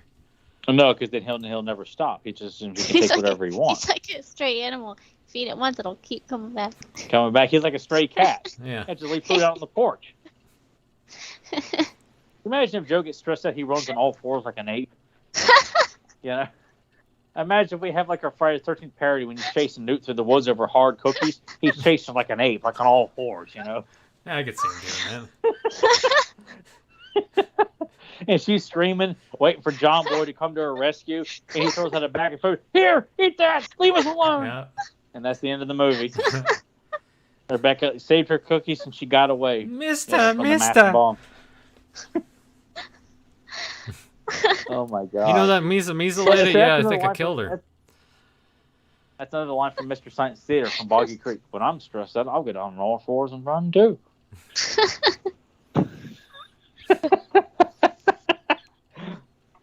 Oh, Boggy Creek.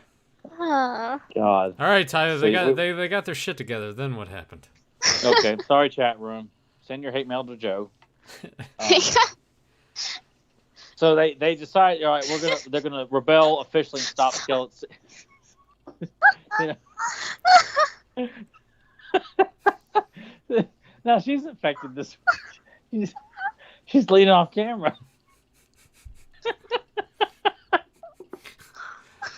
All right. Well, I'll say this because K-Mation.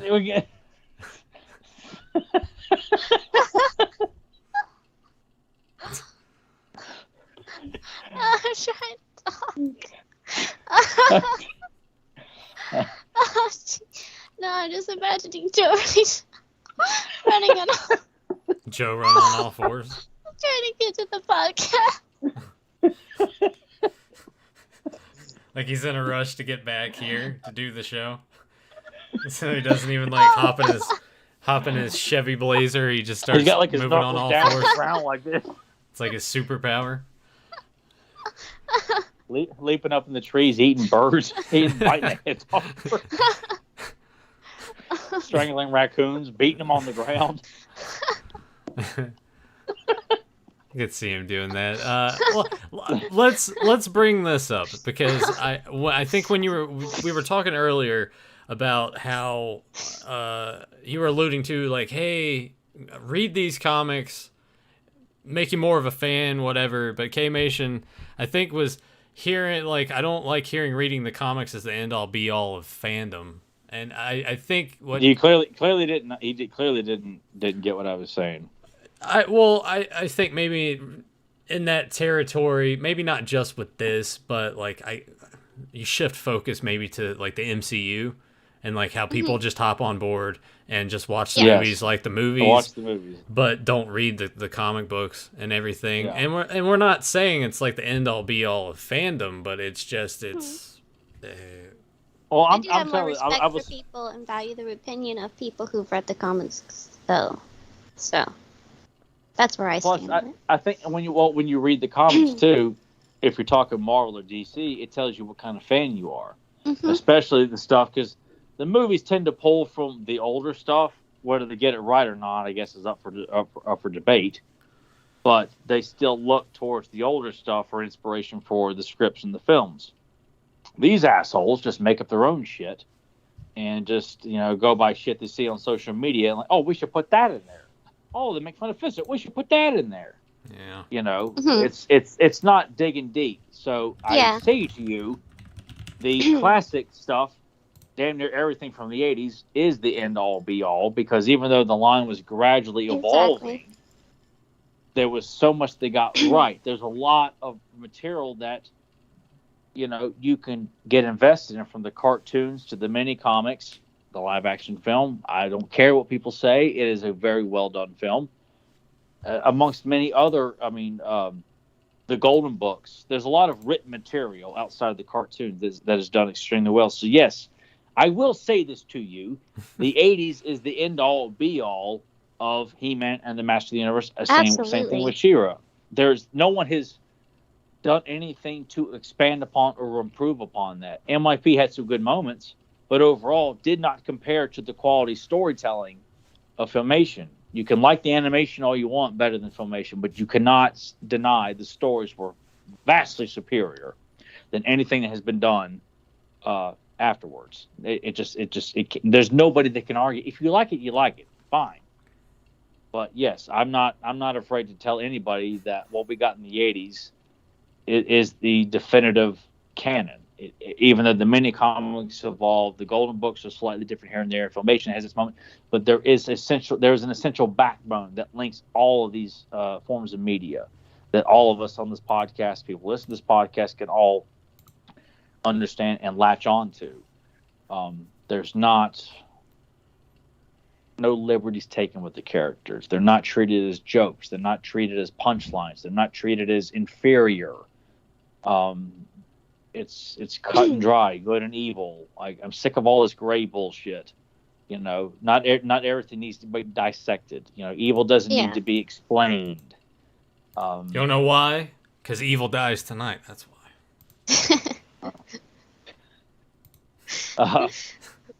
But I just.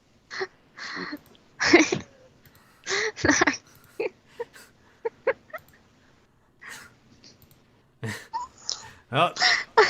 I'm just letting her enjoy herself. I had it last week. She can enjoy it this week. I'll swing it back to issue 13 here. Thoughts on they get the Clamp Champ. The power sword is there. They finally found the power sword and where it's gone to. Because when he goes into the future, the sword's supposed to be there. He's about to grab it, but those guards have stunned him. So it's out of his hands. The sword's gone, but both Adams come across it. Clamp Champ's there, but then immediately, like, after he breaks those chains, he starts having a heart attack. Are you all right? Like, with that, or is that kind of, seems a little unnecessary? Or are they just trying to hammer the fact home? It's like, it's 30 years later, they're old now. Within the context, that old though.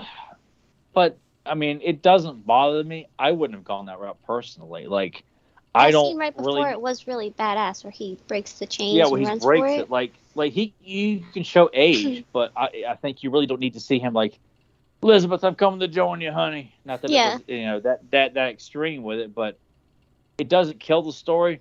No, I never would have chose to have Clamp Champ have heart palpitations or a possible heart attack. I would have, like, he's older, but he can still beat the shit out of everybody in this room.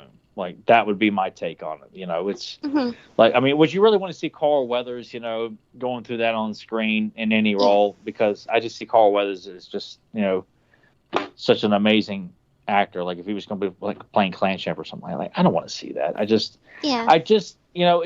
he already says the whole Danny Glover line, I'm getting too old for this shit. Like, it's, I get kind of sick of, we get it, you're old, and yet you're being depicted as someone who's still a badass, who still kicks ass. I kind of feel like it's a cheap joke to make references to your age, and you're so tired, and I'm old, and this aches, and I can't control my farts, and I got to go to the bathroom in the night all the time, and You know, I just feel it's a bit unnecessary. But honestly, I'm just so glad to see Clamp Champ featured, you know, pretty well. You know, I think I would have made him more prominent, even more than how he's depicted, just because. Yeah. I mean, that would be my choice. I think me and Rebecca both would agree on that. But it's fine. It's cool to give him a couple of moments. I mean, it's a He-Man story. It's Adam's story, so it really doesn't warrant a full-on, like, we need to have more Clamp Champ for the sake of it, because it's not his story. You know, if it was Clamp Champ's story, that's one thing, but you know, it gives him a good moment. I will say that. So once both Adams get the power sword, they decide to transform together. So we have two He-Mans, and as they're all battling the He-Man of this 30 years later, He-Man, or Adam, now He-Man, and Skeletor both crumble under Castle Grayskull, and they're like, he's dead. And that's my biggest problem, because I know we said earlier that's one thing to, all right, don't run into your future self. You don't want to do this. But that's one thing, but to kill that one off and that one's still there, I'm just like, now you're just completely bending and breaking like everything in my mind in regards. I guess to I just look at it as like that timeline is stopped, and now a new one's going to begin. Yeah. Yeah, that's what I think. All that stuff isn't going to happen now that, you know, he's got the sword back and he's going to go fix it. Yeah, back. but you see, because those versions, those two versions, they're the result of something that has now been reciprocated. Like or not reciprocated, but it's been altered now. So now, so therefore, I feel like it's okay. It's your way of getting away with seeing He-Man and Skeletor battling to the bitter end, and they both die. Yeah, you get your cake and you can eat it too, because now He-Man and Skeletor are still alive back in the past, and they will continue on with those battles. You know, it won't end like the way we saw it. This was just in. Well, I'm not going to say a multiverse bullshit, because God, I hate that. I hate that word in our vernacular now, because everybody's just jerking off all over multiverse. We got to multiverse it. Oh, I hate all of you. Yeah, well, I hate that they do that too. But you see where I'm coming from in regards to that, though, I mean, right? I get it, but I guess I just don't see it as problematic, because, you know, now Adam can go back and change it. So. Yes. Nathan first.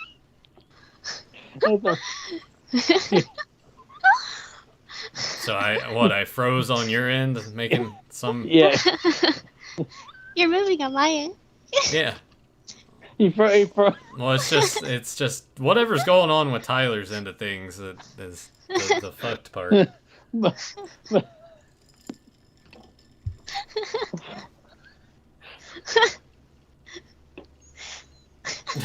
All right. I can't see, so I can only hear if you're still like laughing and everything. So.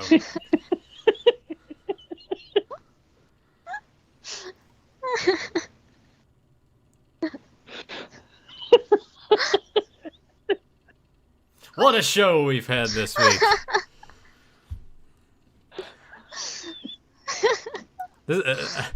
If people have been tuned out lately, boy, are they gonna fucking hate this episode. You know, as much fun as I had last week and this week's episode, I could care less if people decide to tune out and go watch a Cotton Candy He-Man podcast, because we're not. Yeah, well, I mean, we'll never be that.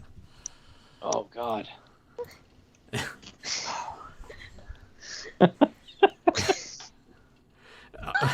Well, Nathan, you did. Your face was pretty damn funny. One eye was closed, one eye was open, and you're. I could see that. You've had quite. It was a very smart ass look, you know, like you were like thinking I was full of shit. The face you're. Well, making. I mean that goes without saying. But you say it, but you don't. Your face a lot of times doesn't say it, you know. Right. But I mean, but you should deliver with that Mike Nelson, because every time I watch Mr. Science Theater now, I think Nathan could say that. Nathan could say that too, you know. Can you say that line? Can you say, when I'm stressed out, I'll get down on all fours and run too? Oh, God. Thank you. I'm trying not to spill. There we go. All right. You said thank you when Joe's not here. Yeah. Fuck you, Joe. All right. What am I supposed to say again? You say, well, I'm stressed out. I'll get out on all fours and run too. It's probably not going to sound as good. You can't laugh though, and make sure we say too. You gotta. No, I can't. I can't do it. Ah, damn you. Ah, damn it. Maybe later. Oh well. One great thing about these comics, I'm gonna be Joe for here for a second. Yeah, there you go. Please, somebody else hop in, please. I don't have it in me. No, going back to what Tyler is saying about how nobody in this is treated like a joke. It's like the opposite of Revelation, where it's not bombarded with characters who have nothing to do. Every character has a part in this. Excellent point. It's not just like, oh, here's Goatman thrown at you. Yeah, he doesn't do anything. Here's this guy thrown at you. He doesn't do anything. Oh, hey, look, it's Fisto. Bang. Oh, fuck, I'm dead. Yeah. No. Yeah, exactly. I mean, the mentality now where everyone thinks if all you're doing is fan service can get you good ratings and approval by just look at this, look at this, look at this, look at this. Ignore the story. Just look at this shit. And the people who do die, like your Man-at-Arms die, they're given respect in that mourning that they deserve. You know, it's not just like, yeah, they're dead. Who cares? Yeah. It's impactful, exactly. But you also... They fucking did that with Han Solo in the sequel trilogy, and they did that with... I don't know how many fucking characters in this last Revelations. Fisto, Clamp Champ, I know for sure. Yeah, Fisto, Clamp Champ. Mossman. It's like, these beloved characters die. King Grayskull. They don't get any... Beloved character, King Grayskull. King Grayskull. Dies again. They killed Heaven. I don't want to... Yeah, he's in heaven. And well, I'm comparing it to it because I'm like, this is how you do it. This is how you don't do it. Yeah. And they just don't give these characters... They kill them off, but they don't give them the mourning or the respect that they deserve. But same time, like, you know, Ninjor's in this for 2 seconds. Granted, nothing bad happens to it, but he's just there and it's like... But he does something. Right. You know, he has something to do. He's the one that breaks Adam's, the key home. I don't remember what it's called, but... Yeah, that can get him back. Yeah. Back to the future. I do like his line. What is it? Where he's like, she's like, I didn't see you come in. He's like, nobody ever does. Yeah. I like that one. That was cool. And that's what makes his presence impactful. It's short, but sweet. Yeah, it's impactful. You know, and the problem with new stuff is they're not impactful. It's just like puppets on screen. They don't do anything. Well, I think they just... Well, you run into the same thing with, I think of Infinity War. A lot of that, it's like, all right, they had all these other movies building up to it, and this is like, hey, look, it's those guys. You remember them? Hey, look at, and then it's like quick, boom, boom, boom. I'm like, I don't. But that's when you find that point of you can't just have a shitload of characters in here without any purpose, rhyme, or reason. You can't just put them there and be like, look at that. Just take a set amount. Here's Admiral Ackbar in the back. Oh, he's dead. Nobody fucking cares. Yeah, just concentrate. Fuck you. I don't know. I mean, and look. When did this happen? Like... When did this start? Do you guys figure? Not just in movies, like all mediums. When do you think? Did it kind of all happen at once? Are comic books even guilty of this at all? I feel like they are, because now instead of trying to just tell stories and have ebb and flows of characters swapping in and out, everything feels like it's got to be an event. It's got to be, here's a we gotta shock you. Yeah. Well, because they don't know how to draw you in. And from what I can remember, when I was reading comics religiously, like buying the new stuff after Civil War, which was like, you know, a big shock event, like they set up so much stuff with Spider-Man revealing his identity publicly. Captain America surrenders and then eventually gets killed after that. Like, you're doing all of these things and then everything got retconned. I forgot how, if it was like another like multiverse or do like how do like how DC does, like, no, this is an entire new series. Isn't that yeah. But then you also run into the thing of having like Spider-Man. He's got 5 different books out ongoing at a single time, but only this continuity works with what we're doing here. Well, that's why I feel like at least, that's why I can't read or keep up, or nor do I care with the current stuff. But at least back in the 70s and the 80s, there was Amazing and Spectacular, and then eventually Web. You had 3 titles.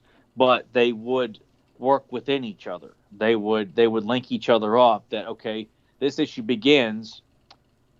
Actually, sometimes I mean, if you read, you wouldn't have to read Spectacular Spider-Man to really keep up, but they would tell you, hey, Spider-Man's just jumping down from a roof from his battle with the Lizard, and if you want to know about that battle, read Spectacular Spider-Man issue whatever. Yeah. But it would still be a continuing from the previous Amazing issue. So they would find ways to easily work things together, whereas now everything is like, no, you won't know what the fuck's going on, literally, unless you pick up these 4 other titles. I will say this, at least with Civil War, when I read that, I was only reading Spider-Man and Wolverine. Those are the only tie-in books that I read, like outside of the main book. And I mean, I really didn't give a shit about a lot of the other stuff. Like, I wasn't going to read all the books and stuff like that. So I really feel like, and that was a marketing ploy to get you to buy all the books. Yeah. You want to know what's going on with She-Hulk? You got to buy her. You got to buy Fantastic Four, X-Men, New X-Men, Captain America, Avengers, No Avengers. And then you got the core book. Like, I mean, somewhere in there, I just kind of feel like everything became, I think because it was popular, but then they want to do a Civil War too. We got to bring back Secret Wars. And, it's, especially when your fan base is adults, we all know how it works. We're not kids and, just kind of buying whatever. And some people are devoted. They will buy anything you throw at them. But it does take away the impact of when an event does come up. It has no meaning to it because you just got done with 2 or 3 previous events. So why is this any more important than the others we just saw? Mm-hmm. Yeah. Same thing with the Marvel and DC movies. You're not making it significant enough. And why we keep saying they're cookie cutter because, well, they're all the same as the last one, even if it's a different character. They're not standing out enough. At least when we were kids, when a super movie came along, we had one a year if we had that, and it was impactful and it meant something. You had to wait a few months to get the next one. And who'd have thought that we'd be in a time where you feel like it's oversaturated? But because as a kid, I'd have lost my mind to go to all those movies coming about back to back. But it's just they're not taking time, and it's at some point. I've heard Hawkeye didn't do very well initially. Like it's like the least watched, which is odd because I was telling you this earlier that I've enjoyed watching that so far more than I have like Loki. Yeah, me too. But I don't know. It'll make people just can't. It's like, why does everyone have to top? You can tell a good, concise story and it not have to be the end of the world. Like, not everything has got to be Armageddon. I mean, not every great episode of He-Man involves him saving the entire planet. Sometimes it's just doing something like a really good deed or trying to help a friend. Even The Remedy, which is a very well done episode, he's not fighting evil in that. He's just trying to help Man-at-Arms help a friend and going to look for this herbal medicine that's going to help his friend. So he's going through the jungles and the forests and then helps animals along the way. And it's just a really good He-Man story of him just being a good guy and going through these obstacles trying to help a friend. And that is it. And it's a good story. It's not the end of the world. It's not Skeletor's going to have this ultimate power. Not everything has got to be, oh my God, we got to stretch for the heavens for people to give a shit. Yeah. I feel like you can bring it down. They don't have to be. You can be grounded. There are so many. Some of the better stories are grounded anyway. It's more relatable when it's grounded. Does everyone want to see Batman save the entire world? No, not really. I don't. I don't need to see He-Man have to save the entire planet. It's not necessary. The most impactful stories of He-Man for me are the ones I can relate to the most, or the ones where He-Man really comes off as, God, that's powerful. Like, his message in The Dragon's Gift. We will not take a life to save a life. Oh my God! That's and watching Grandmir's reaction to like this human's denying me what I want, but he makes sense and he's mad about that. That a human. That was great. It is. I'm like, see, people. This is why this is the end all be all. All right, this one example. I always feel like these comics are almost represent that. It has such a beautiful ending. It does. Like if this ending for this year, like for this run, like it could have been. I like it. It's left ambiguous that the fight is going to continue. It's never going to end. And honestly, I don't want it to end. Mm-hmm. You don't want to see superheroes officially defeat their villains. You want to know that they're going to continue to keep battling in Gotham, battling in New York, or battling wherever, and outer space. These will continue to fight. It's the killing someone off is just poor shock value for attention. It lasts for an issue or two, and then it's done. Where are you going to go from there? You can't keep killing off everybody left and right to draw people's attention. It just shows you're a shitty writer or a lazy writer, whichever one, or you're a shitty lazy writer. So it's just, be creative in telling a story from A to point B to get to C.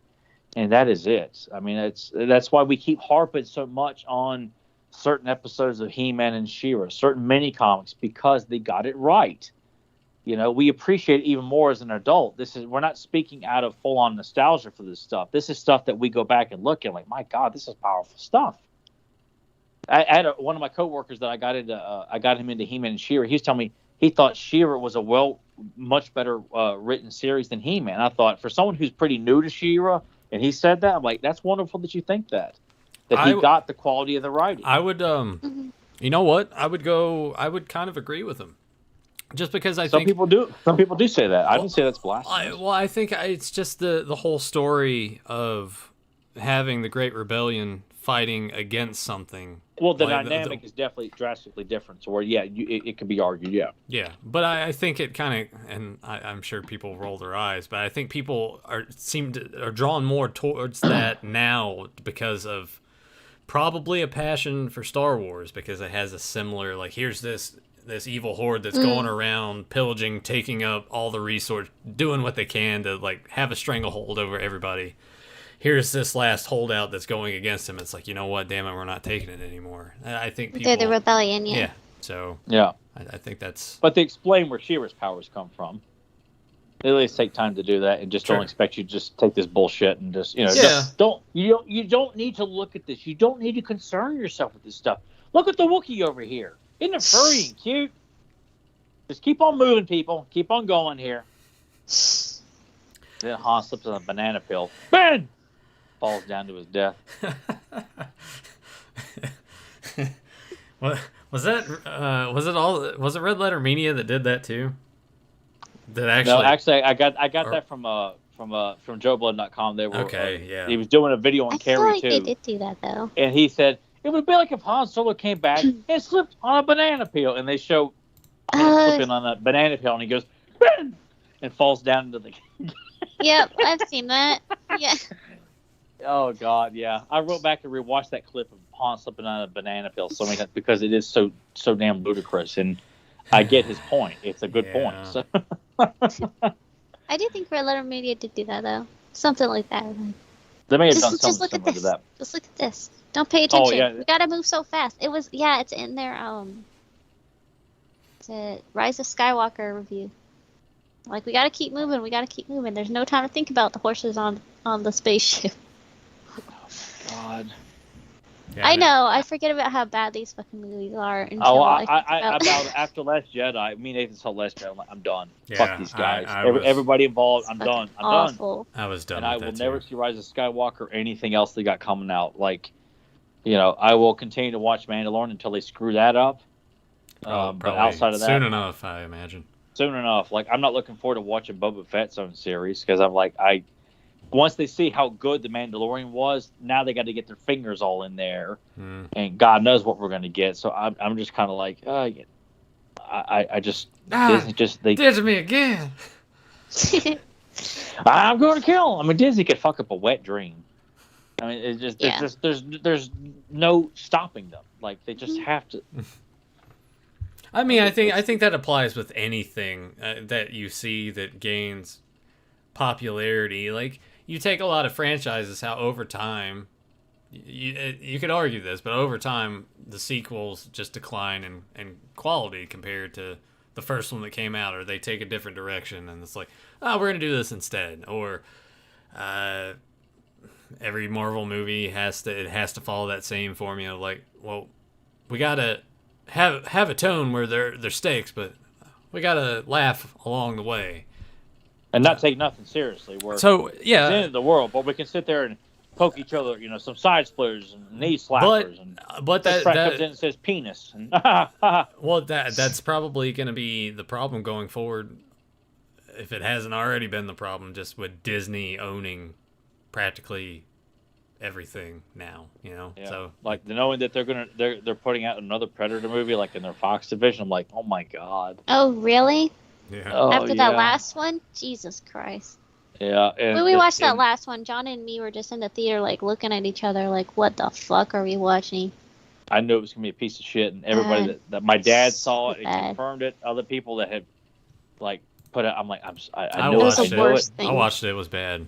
I think I want to say I Redboxed it or something, because I'm like, well, it's only $2. I should have been there to stop you.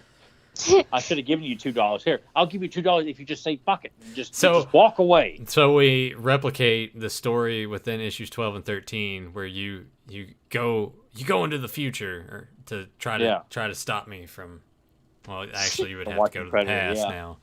Yeah, it would. We'll do a reverse on that, and then Joe can be Doc Brown. That would work. Yeah, because he's got the crazy, he had that long stringy, Jason Voorhees from Part 2 hair, so he can have like the crazy hair. We'll just dye it white, really cheap. Like we'll get like some Dollar Tree can white hairspray paint or some shit, and you can customize like a shitbox car or something like that, and I'll take that into the past to save. Yeah, you can just drive the car that he drives. I guess I could do that. Yeah. Once this car reaches 35 miles an hour, I'm going to see some serious shit. 35? He doesn't need a car because he just runs on all fours. Yeah. Yeah, Joe would just be like, where we're going, we don't need cars. And then he just starts. He just stops and takes a shit real quick and then just keeps on going. Yeah. But he's looking at you all angry while he does it. Yeah. It throws it at me.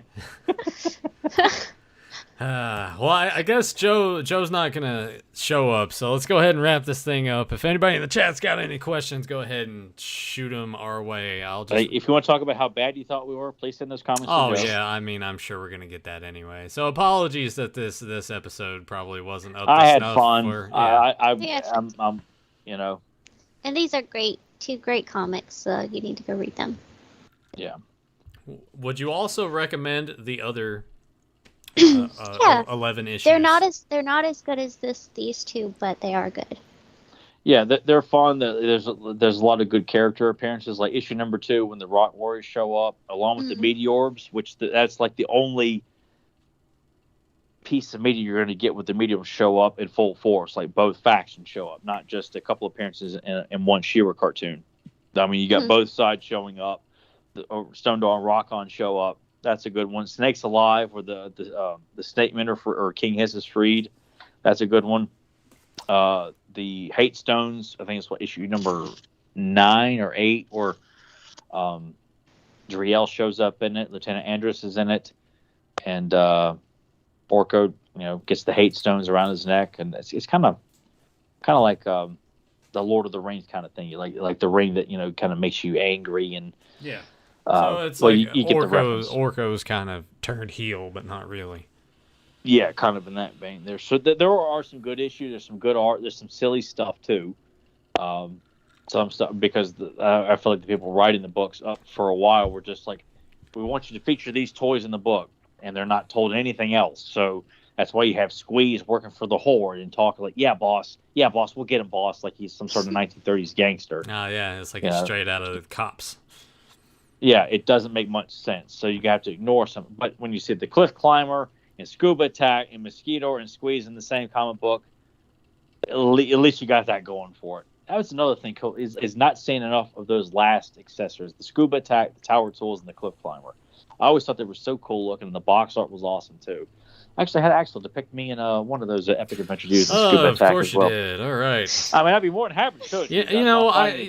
I'm finding a giant prehistoric megalodon shark with mechanical parts. It's pretty damn brilliant. I mean, you know, that was my idea. I just made that up. There was the intention of we were hoping that someone was going to puke on this episode tonight, mainly Joe for drinking that Alfredo sauce. But you know what? You talking like that, it might just happen. I might just puke right here. Going here. I got one over here where I'm partying a Dracodon. I mean, we wouldn't be able to see it anyway because you've been frozen. Would you like to see me as Faker? Would you like to see that? Huh? No. Huh? Would you like no, I'm good. Well, there's two other people here. You know, maybe Rebecca wants to see it. Maybe she's like, you know what, fuck you, Nathan. No, I'm gonna. Well, I don't want to speak on behalf of her because that seems very rude. But no one needs to see that shit. Well, if you're feeling stressed out, Nathan, just get down on all fours and run off. I got to shit in the floor first. Yeah. Jack Nicholson said that in One Flew Over the Cuckoo's Nest. What do you want me to do? You want to take a shit in the floor? I question whether or not he's crazy. I love that movie. That's such a great movie. You like that movie, Newt? Mm-hmm. No, wait, no. The way that she quickly answered that makes me think that she's only watched like 10 minutes of it, like Joe would. Did you pull a Joe? No, I didn't pull a Joe. I would never pull a Joe. Gets off all floors and runs away. No, I was gonna say, oh, fuck, where'd it go? I have the chat up. Johnny Cox said best show ever, best episode ever. Okay. Well, I'm glad to hear someone enjoyed it there. Well, Brian also said all shows are good, so we appreciate that. We may put too much pressure on ourselves, but I really feel like in recent months, I guess, you know, bringing Rebecca in the mix, we just tend to goof off more. No, you are the one that puts pressure on yourself about... I felt like I didn't bring it on this one. I haven't said that in a long time. I know you Nathan would be like, you know, I feel like you have a gun because I'm going to put a bullet in my head. I was awful. Like, what are you talking about? Yeah, hey man, but yeah, there are episodes. He wants to pull his face off. Yeah, I'm just like, nah. No, but I do stress about not many people watch it, but honestly, like in the last couple of months where we just laugh and goof off and we go off topic, I mean, I couldn't have a better time. Yeah. Yeah, same here. You know. Or I'm like, I can't. It's just cool that people watch us while we do that, you know. Yeah, we're not. I mean, if we're getting complaints, they're not like the hate mongers like on YouTube where they leave a bunch of negative comments and stuff like not that. Yet. Like, I'm sure it'll happen. Eventually. Not yet, at least, you know. But I wouldn't have it any other way. I know Joe's probably getting his pubes in a bind about it, but. Which he still hasn't shown up. He's supposed to have been home 20 minutes ago, and he's not there. Deep down. He probably find a bush to take a shit in. Deep down, what is your favorite episode and characters from Looney Tunes? Oh boy, I could talk all day on that one. I'm trying to think right now of like specific episodes. I got a bunch of specific ones that I absolutely love. You probably have to just start saying them, and I'd be like, oh yeah, I remember that one. Duck-a-Muck cracked me up as a kid. I recognize that title. I'm trying to remember what that's that the one where about. It's just him going crazy. Is that where Daffy's like being drawn by? Yeah. Yes. God, I loved that one as a kid. Cracked me up as a kid. Yeah, I just die laughing. It was like breaking the fourth wall on that one. Mm-hmm. Anything with you sending me Sam and Bugs Bunny, because watching as a kid, I Bugs was always my favorite. And I didn't like to see anyone one up on Bugs, but as an adult, I appreciate how awesome Bugs is, that he loves to irritate the shit out of everybody. Like when he gets dropped off to that gorilla family, and they think the wife thinks it's a baby, so he just goes along with it. But the dad can't stand him, so Bugs decides, oh, you know what? I'm just going to irritate the hell out of this guy just for my own personal amusement. And when he irritates him so much, he's sitting on the rock, holding onto his knee with this big smile on his face, just watching him get all pissed off about it. And just continues to irritate him even more, you know. Or when Yosemite Sam goes, "Shut up!" You know, when Bugs can get him so worked up that Yosemite gets pissed off about it. Like Yosemite is my favorite villain of all time because he's such a gas bag. He's so small, and Bugs just humiliates him all the damn time. Oh my god, just so funny. Better than and Pete Puma. He's like a one shot Bugs villain. That he was just that. Squeaky noise he would make when he would talk. I can't do it, but I could talk all day about Looney Tunes. Yeah, I love Looney Tunes. I watched so much Looney Tunes as a kid, and especially Nickelodeon. And I'm having a hard time recalling most of it. Like I think right now I'm thinking more just Roadrunner Coyote stuff because I did always those are my enjoy least that. favorite. Really? They're all the same damn thing. Yeah. I enjoyed those.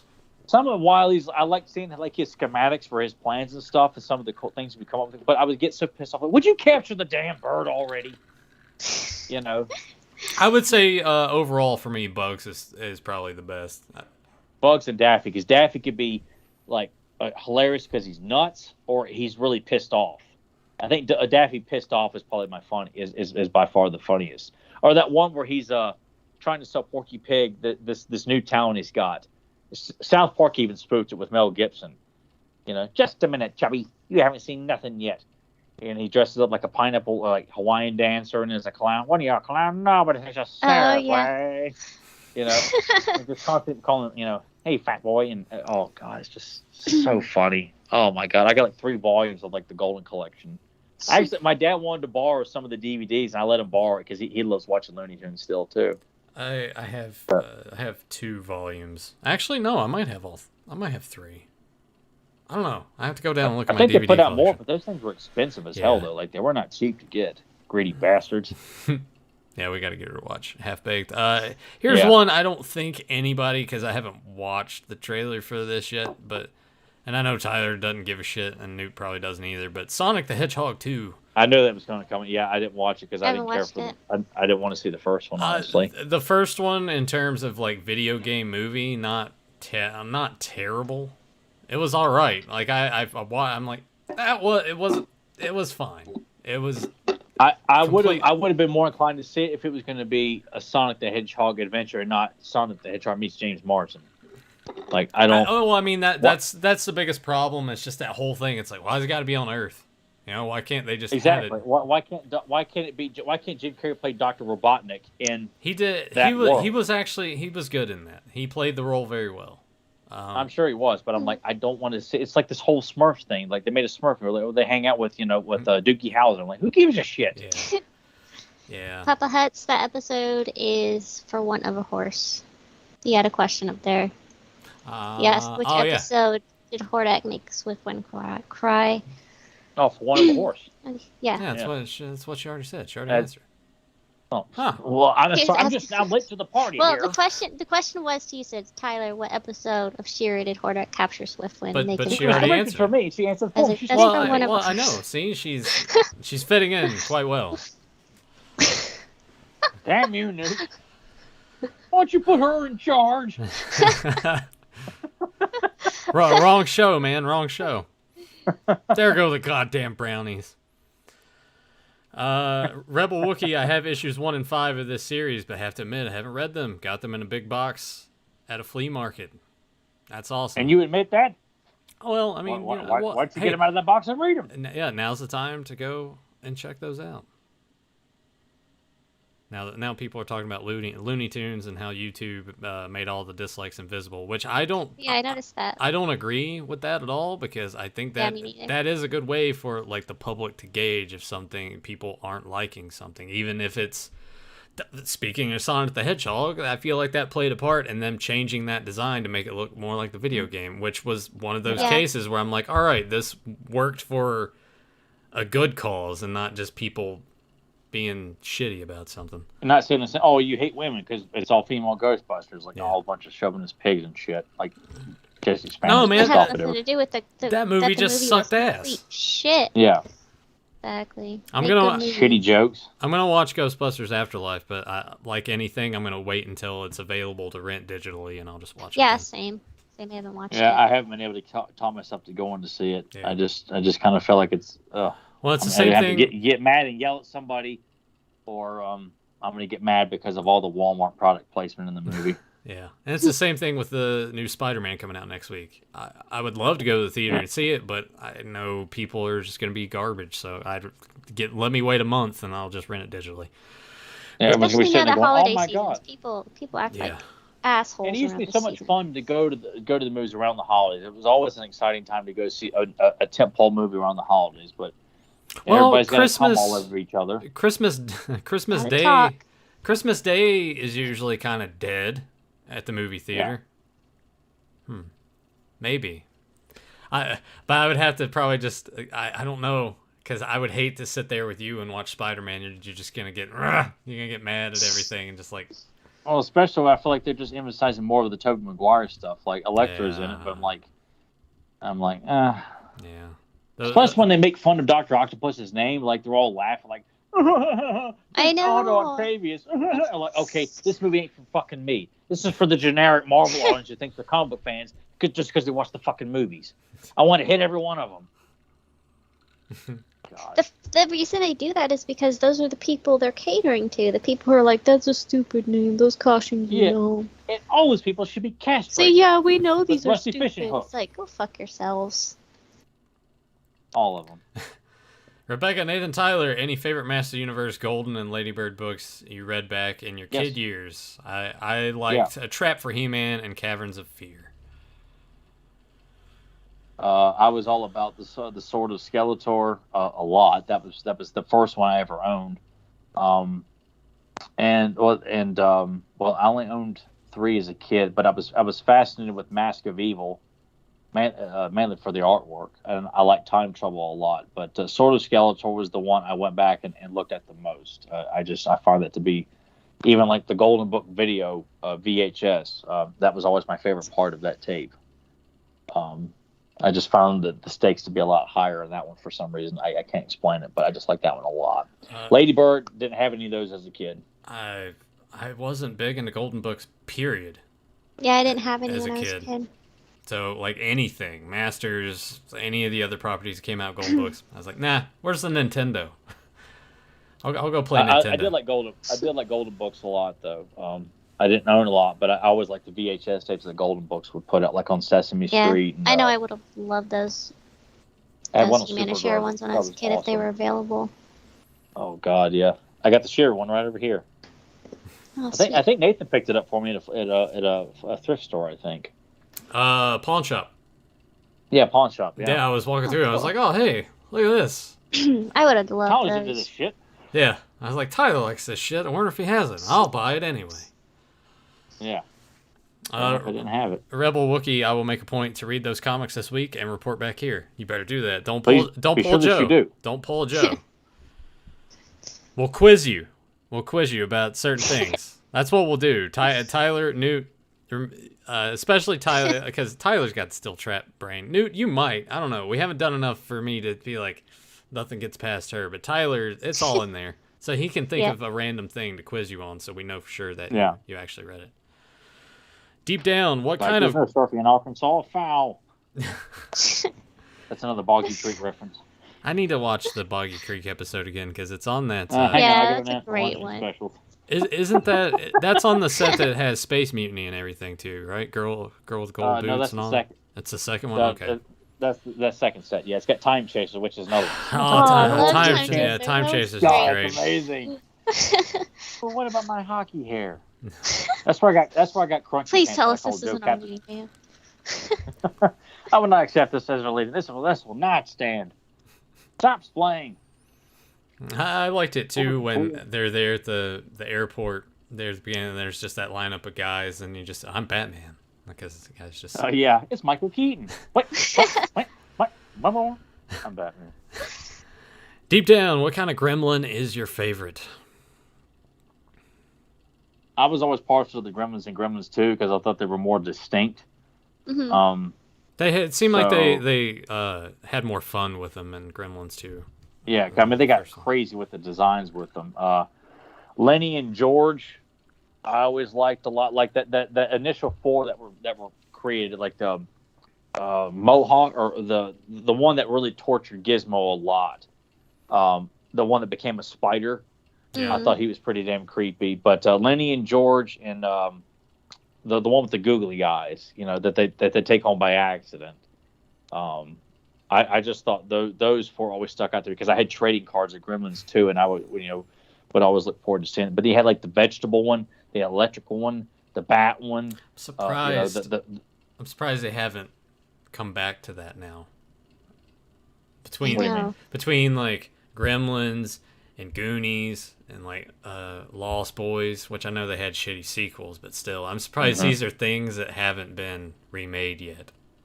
I know they've God. been talking about doing a third Gremlins film for so long, like even with Joe Dante attached to it. I'm like, same thing with Goonies. Like I think there was brief talk about doing. Like, please, for the love, would you just stop? I don't want to see CGI Gremlins. I don't. No.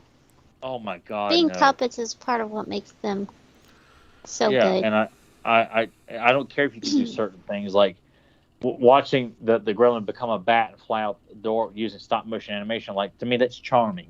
Yeah. I don't want to see any CGI bullshit. Yeah. Well, I mean, I don't mind CG if it's gonna look good. Like the CG in Shang-Chi during this one car chase, fucking terrible. I'm like, it's 2021. Like, why does this still look really bad? Did you guys watch the Dark Crystal Resistance series? No. They had test footage for CGI Gelflings, and I was like, that's so wrong. You gotta make them puppets. That's what it would be like. Seeing them in any other form is just... Oh yeah, you're gonna do like Kermit the Frog is a CGI animated character. Exactly, next? It would not be the right.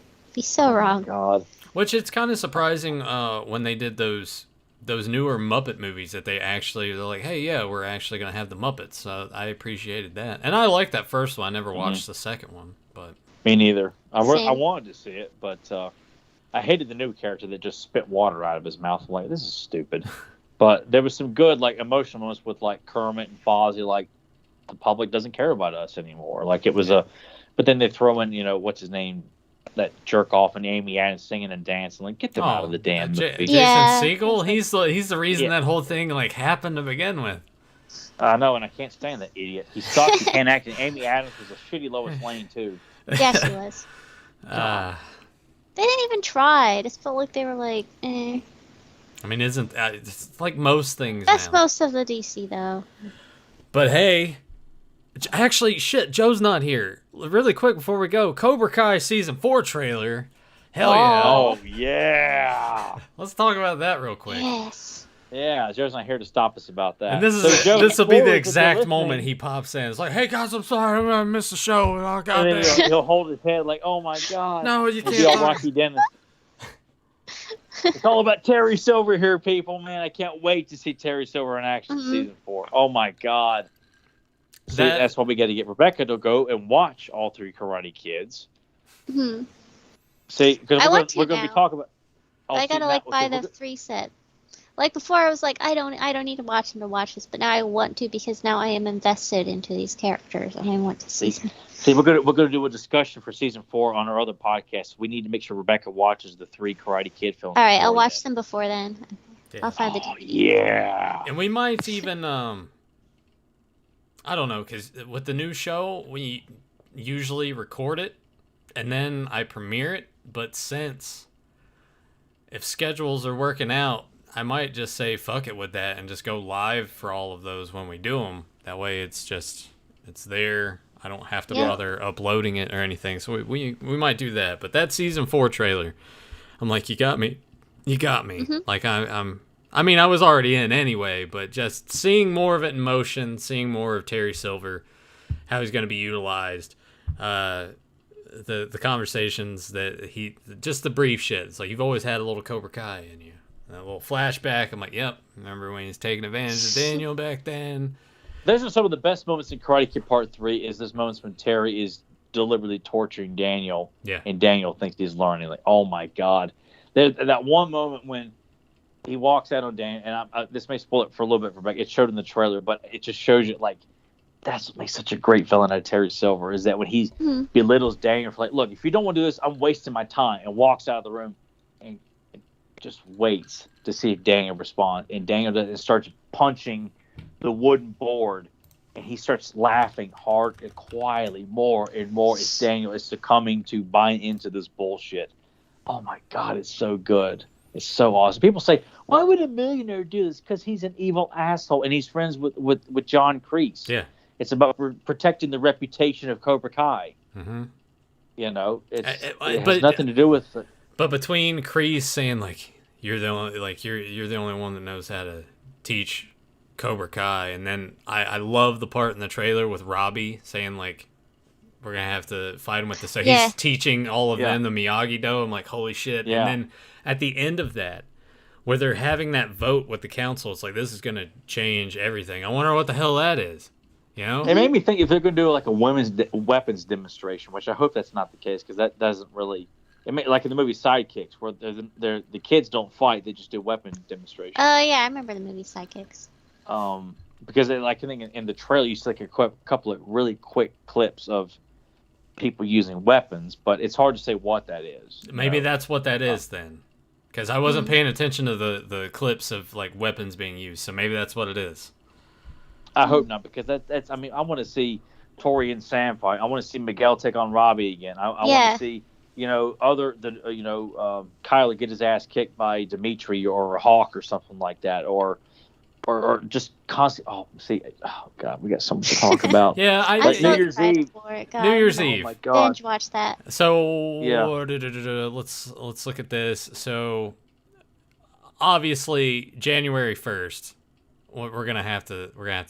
Yeah, to because talk I'm after I go work out, I'm spending the entire day watching season 4. That is what New Year's Eve is devoted to. I'm bringing in 2022 with Cobra Kai. Even if we're working, I think my work closes I don't early think on New Year's Day. Well, you're up late, Closes. so just Yeah. watch because it'll pop up at 3 a.m. on. I think on we New close Year's. at 6 o'clock though, so I would be home by 6:30. Even if I even work that day, I'm just. Well, because January 1st is on a Saturday, so even Yeah. I mean, we could even record that Saturday or even that Sunday early in the day or something like that. Yeah. But preferably that Saturday, so we're not double. Yeah, so double we're loading not or- double dipping like Tyler and I Yeah, would do like we with did DVDs. back in the day. And Yeah. people didn't give a shit about our Yeah. efforts. I can Yeah. just request it off too. Yeah.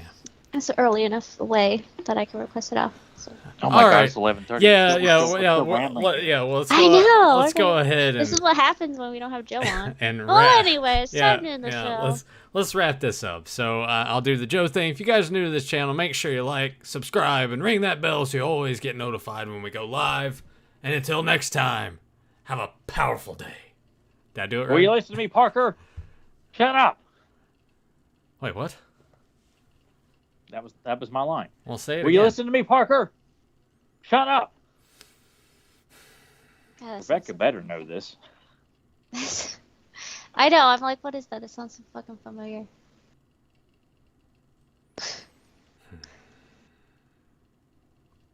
God damn it.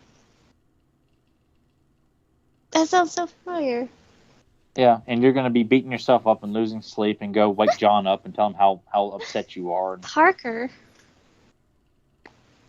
It's not Spider-Man. Yeah, because that's all my head is saying right now, but I know it's not Spider-Man. Will you listen to me, Parker? Shut up. God damn it. I know that. Yes, you do, Oh, and fuck. you're gonna bomb live on the internet. Fuck. Just give me a second. what was worse? Nathan, do you have any idea what that is? No, I never do. This is all on you. This is all on you now. You're our saving grace. You're the one that has to know these things. Parker.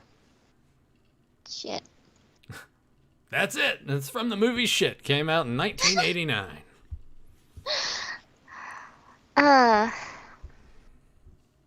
And then he says I'm gonna beat myself up, so then I start thinking of all my favorite movies. Mm-hmm. I'm like, it's not that movie. Well, the chat's got Well, nothing either. Really? I'm really surprised because, well, this particular movie is linked to. Well, if I keep talking here, then she's not going to get it. So I'm just going to gradually open the wound here. Yeah. This Give me movie something is else. linked- What's the line after that? Or does that give it away too much? Oh no, it's kind of God, a I know muddled this line. fucking line. God damn it. It's like I'm thinking it's using the air ducts. We can blow it the fuck out into space. Oh, Oh. yeah. Oh, yeah. What is it? What is it? Alien. Fuck me. I was gonna. Fuck. See, I told you she's gonna Yeah. she's gonna go all Rumpelstiltskin. I'm gonna borrow you and I'm gonna eat you And and eat I'll you. kill you again. Eat you. Never seen it. Eat you. Spoil. Yeah, fuck me. See you next week. See you next week for our Christmas special. Christmas trust. Do ya? Trust. And where is the Batman?